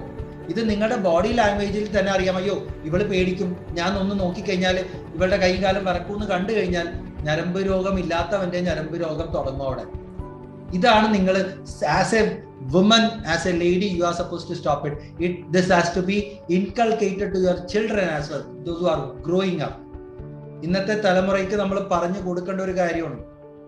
കാരണം ഇന്നിപ്പോ ഞാനൊക്കെ എത്ര പെൺപിള്ളേരുടെ പുറകെ സ്കൂൾ കോളേജിൽ പഠിക്കുന്ന സമയത്ത് നടന്നിട്ടുണ്ടെന്ന് എനിക്കറിയാൻ പാടില്ല. എത്ര എണ്ണത്തിന്റെ അടുത്ത് എന്നിട്ട് വെറുതെ ഐ ലവ് യു പറഞ്ഞിട്ടുണ്ടെന്ന് എനിക്കറിയാൻ പാടില്ല. എത്ര നിങ്ങൾ പോടാ പട്ടി പറഞ്ഞിട്ടുണ്ടെന്ന് എനിക്കറിയാൻ പാടില്ല, റൈറ്റ്? അല്ലേ മാം? ഞാൻ പറഞ്ഞത് ശരിയല്ലേ? പക്ഷേ നമ്മൾക്ക് ആർക്കെങ്കിലും നമ്മളുടെയൊക്കെ ഞാൻ പറയാം, ഞാൻ 86-ലാണ് ഞാൻ 10ാം ക്ലാസ് കഴിയുന്നത്. ഓക്കെ, ഈ ലേറ്റ് 80s ഏർലി 90s ആരെങ്കിലും എവിടെയെങ്കിലും നമ്മൾ കേട്ടിട്ടുണ്ടോ ഒരുത്തി പ്രപ്പോസൽ ഒരുത്തൻ ചെന്നിട്ട് ഐ ലവ് യു പറഞ്ഞപ്പോ പോടാന്ന് പറഞ്ഞു കഴിഞ്ഞ് അവൻ കൊണ്ടുപോയിട്ട് ആസിഡ് ഒഴിക്കുക, അല്ലെങ്കിൽ പിറ്റേ ദിവസം കത്തി എടുത്തുകൊണ്ടൊന്ന് കുത്തിക്കൊല്ലുക? എവിടെ കണ്ടേക്കണേ? ഇതിന്റെ കാരണം എന്താണ്? ഏതെങ്കിലും അച്ഛനും അമ്മയും വളർത്തണതിന്റെ ദോഷമാണോ അത്? അല്ല, ഒരിക്കലും അല്ല. ഇന്നല്ല എന്നും ഒരു ഭാര്യയും ഭർത്താവും ഒന്ന് കൺസീവ് ആയി കഴിഞ്ഞാൽ, കല്യാണത്തിന് ശേഷം കൺസീവ് ആയി കഴിഞ്ഞാൽ അവർക്കൊരു responsibility തുടങ്ങുവാണ്. They are going to be a contributor to the society, to the nation, to the entire world, to the human race. ആ ഒരു കോൺട്രിബ്യൂഷൻ കുഞ്ഞ് ജനിച്ചു കഴിയുമ്പോൾ എന്താ തലയെ വെച്ചാൽ പേനരിക്കും, നിലത്ത് വെച്ചാൽ ഉറുമ്പരിക്കും എന്ന് പറഞ്ഞ എല്ലാ അച്ഛനമ്മമാരും മക്കളെ, ആണായാലും പെണ്ണായാലും വളർത്തിക്കൊണ്ടുവരുന്നത്. എല്ലാ അച്ഛനമ്മമാരും വളർത്തുന്നത് ഒരേ ഒരു ഇന്റൻഷനിലാണ്: നല്ല നിലയിലെത്തണം, നല്ല പഠിത്തം, നല്ല വിദ്യാഭ്യാസം കൊടുക്കണം, നല്ല ഹ്യൂമൻ ബീയിങ് ആയിട്ട് വളരണം. പക്ഷെ എവിടെയൊക്കെ എന്തൊക്കെയൊക്കെ പാകപ്പിഴകളൊക്കെ വന്ന് എന്തൊക്കെയോ തെറ്റിപ്പോവും. പക്ഷെ ഇന്നത്തെ പ്രശ്നം എന്താണെന്ന് വെച്ച് കഴിഞ്ഞാൽ ഇന്ന് നമ്മൾ വളർന്നു വന്ന രീതിയിലും നല്ല ജീവിതം നമ്മുടെ മക്കൾക്ക് കൊടുക്കണം എന്ന് പറഞ്ഞ് കടവും വിലയും മേടിച്ചും അവരെ ഒരു ബുദ്ധിമുട്ടും അറിയിക്കാണ്ട് പൈസയുടെ വില പോലും അറിയിക്കാണ്ട് നമ്മൾ വളർത്തുമ്പോൾ ഉണ്ടാകുന്ന കുറെ പാകപ്പിഴകളുണ്ട്. Children are not able to understand the value of money. നമ്മൾ എടുക്കുന്ന ആസ് എ പാരന്റ് നിങ്ങൾ എടുക്കുന്ന എഫേർട്ടിനെ കുറിച്ചിട്ട് മനസ്സിലാവാണ്ട് വളർന്നു. അത് തലമുറയുടെ കുഴപ്പമല്ല കേട്ടോ, അത് നമ്മളുടെ കുഴപ്പമാണ്. The way you bring up, you have to make. നമ്മുടെ കുട്ടിയെ നമ്മളുടെ പ്രശ്നങ്ങൾ മനസ്സിലാക്കാനായിട്ടുള്ള ചാൻസ് കൊടുക്കുക, എന്നാലേ അവനും മെച്ചൂരിറ്റി ഉണ്ടാവുള്ളൂ. എൻ്റെ അടുത്ത് എൻ്റെ കസിൻ പറയാറുണ്ട്, എൻ്റെ മോനെ പറഞ്ഞ് ഭയങ്കര മെച്ചൂർ ആക്കിയെന്ന്. എൻ്റെ മോൻ 15 വയസ്സ് 16 വയസ്സായപ്പോൾ ഭയങ്കര മെച്ചോർഡാണ്. ഞാനൊന്നും ചെയ്തിട്ടൊന്നുമില്ല, പക്ഷെ അവൻ കണ്ടിട്ടുണ്ട്, ഞാൻ കൗൺസിൽ ചെയ്യുന്നതും ഞാൻ സംസാരിക്കും, ഞാൻ ചില കാര്യങ്ങൾ അവനെ പറഞ്ഞു. He has seen me taking care of my parents. അതിന്റെ മെച്ചോറിറ്റി ആയിരിക്കാം അത്. ഞാൻ അവനെ കഥകളൊന്നും പറഞ്ഞ് കേൾപ്പിക്കാറൊന്നുമില്ല.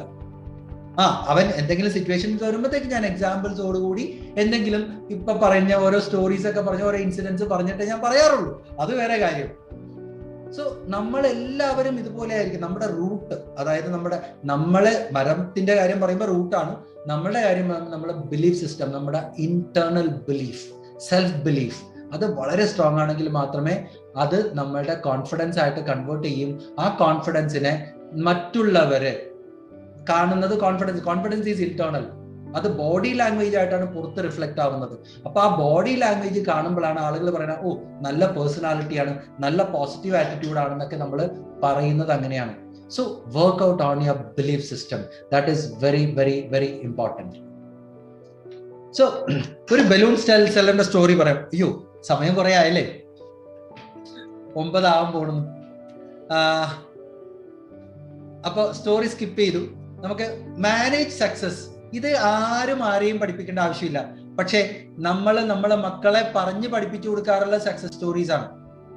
APJ അബ്ദുൽ കലാം പറഞ്ഞിട്ടുണ്ട്, സക്സസ് സ്റ്റോറീസ് അല്ല നമ്മൾ പറഞ്ഞു കൊടുക്കേണ്ടത് ഫെയിലിയർ സ്റ്റോറീസ് ആണ്. സ്റ്റോറീസ് ഓഫ് ഫെയിലിയേഴ്സ് ആണ് പഠിപ്പിക്കുക. കാരണം എന്നാൽ മാത്രമേ എങ്ങനെ ഫെയിലിയർ മാനേജ് ചെയ്യാൻ പറ്റുമെന്ന് നമ്മളുടെ കുട്ടികൾ പഠിക്കുകയുള്ളൂ. നമ്മൾ പറഞ്ഞു കൊടുക്കണം. ജെഇയുടെ എൻട്രൻസ് എക്സാം അവന് കിട്ടിയില്ലെങ്കിൽ എന്ത് ചെയ്യണം? കിട്ടിക്കഴിഞ്ഞാൽ കുഴപ്പമില്ല, അവൻ ഏതെങ്കിലും എഞ്ചിനീയറിംഗ് കോളേജിൽ പോയിക്കോളും.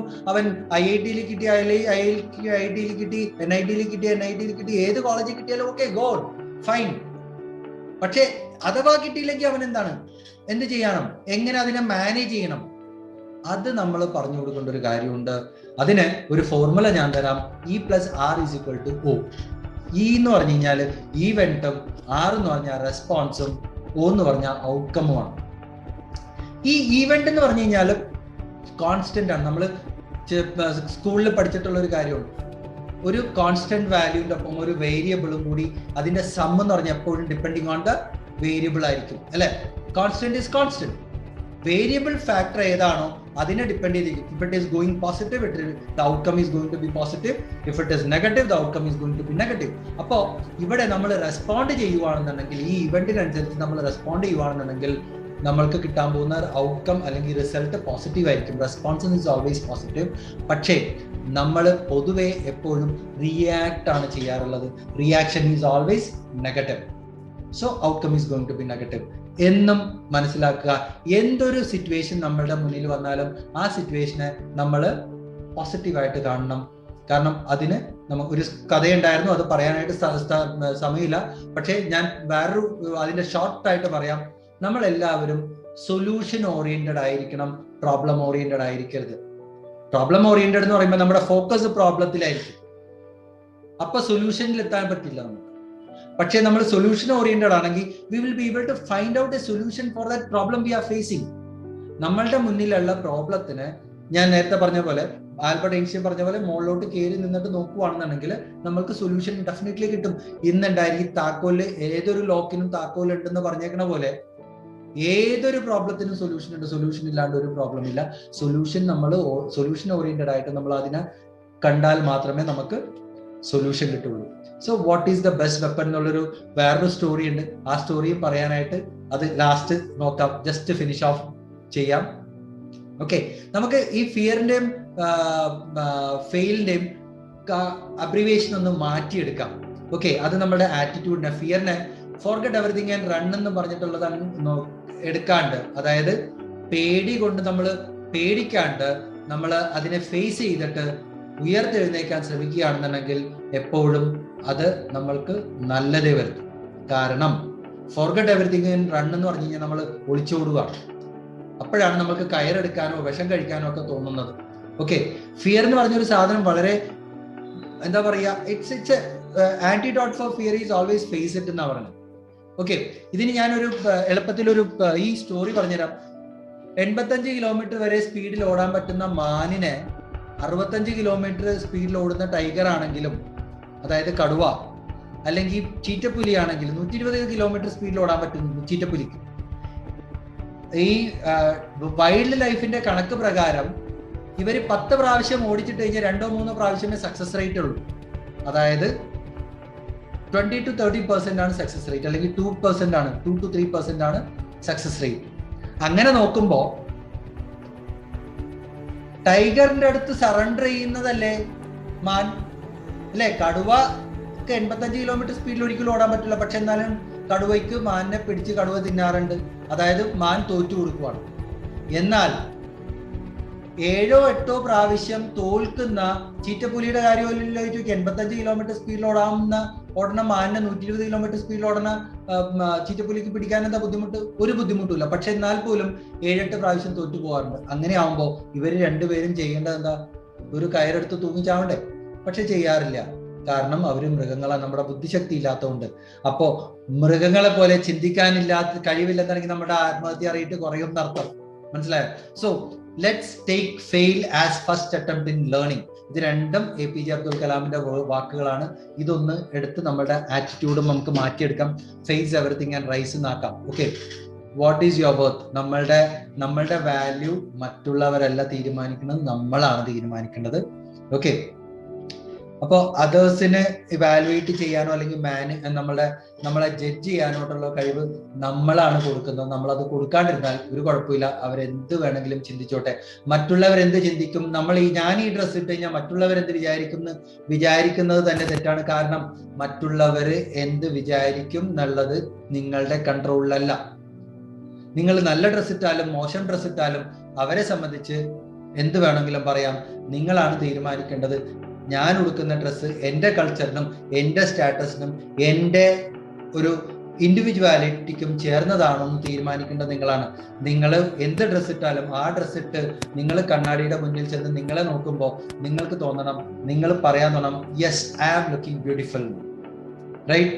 ദെൻ ഒരു കുഴപ്പമില്ല. പിന്നെ മറ്റുള്ളവർ എന്ത് പറയുന്ന ആലോചിക്കലല്ല നമ്മുടെ ജോലി. നമ്മളുടെ തോട്ട് പ്രോസസ്സിനെ കൺട്രോൾ ചെയ്യലാണ്. So you are limitless, you are unstoppable. Start thinking positive.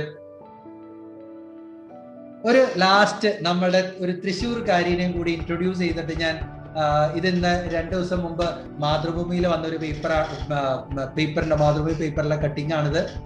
Okay, എൻ്റെ നെവ്യൂന്റെ, അതായത് എൻ്റെ ബിസിനസ് പാർട്ട്ണറിന്റെ മകന്റെ PG M.Techന്റെ ക്യുസാറ്റിലെ M.Techന്റെ ക്ലാസ്മേറ്റ് ആണ്. She is a senior person. അവനേലും മൂത്തതാണ്. കാരണം കുറച്ച് നാൾ വർക്ക് ചെയ്തിട്ടാണ് M.Techന് വന്നത്. പഠിപ്പിക്കാനുള്ള ആഗ്രഹം കൊണ്ട് M.Tech എടുത്ത് പഠിപ്പിക്കാൻ തുടങ്ങി. എഞ്ചിനീയറിംഗ് കോളേജിൽ പഠിപ്പിക്കാൻ തുടങ്ങി. അവസാനം മനസ്സിലായി, ഞാൻ ഈ പഠിപ്പിക്കുന്നത് വേസ്റ്റ് ആണ്, ഇതൊന്നുമല്ല, ഈ എഡ്യൂക്കേഷൻ സിസ്റ്റം ഒന്നും ശരിയല്ല, ഇതൊന്നുമല്ല, ഇതിനകത്ത് എന്തെങ്കിലുമൊക്കെ ആരെന്തിന് പഠിക്കണോ എങ്ങനെയാണെന്നൊന്നും ഒരു പിടിയില്ല. ഈ ഒരു റാറ്റ് റേസ് ആണെന്ന് ഞാൻ നേരത്തെ പറഞ്ഞ പോലെ ഒരു എഡ്യൂക്കേഷൻ സിസ്റ്റം ഒരു റാറ്റ് റേസ് ആണെന്ന് തിരിച്ചറിയുകയും ജോലി റിസൈൻ ചെയ്ത് വീട്ടിലിരിക്കുകയും 1 വർഷം വീട്ടിലിരുന്ന് ആലോചിച്ച് വന്നപ്പോൾ സ്കെഡു എന്നുള്ളൊരു സോഫ്റ്റ്വെയർ ഡെവലപ്പ് ചെയ്യണം. കാരണം സ്കൂളിലെ കുട്ടികളുടെ അഭിരുചി അല്ലെങ്കിൽ അവരുടെ കോമ്പിറ്റൻസ് എന്താണെന്നും അവരുടെ ആപ്റ്റിറ്റ്യൂഡ് എന്താണെന്നും അവരുടെ സബ്ജക്ട് ഇൻക്ലിനേഷൻ എന്താണെന്നും കണ്ടുപിടിക്കാൻ ഒരു സോഫ്റ്റ്വെയർ വേണം എന്ന് പറഞ്ഞിട്ട് സോഫ്റ്റ്വെയർ ഡെവലപ്പ് ചെയ്ത് ഇന്നിപ്പോ ഒരു സംരംഭകയായിരിക്കുകയാണ് പിങ്കി ജയപ്രകാശ്.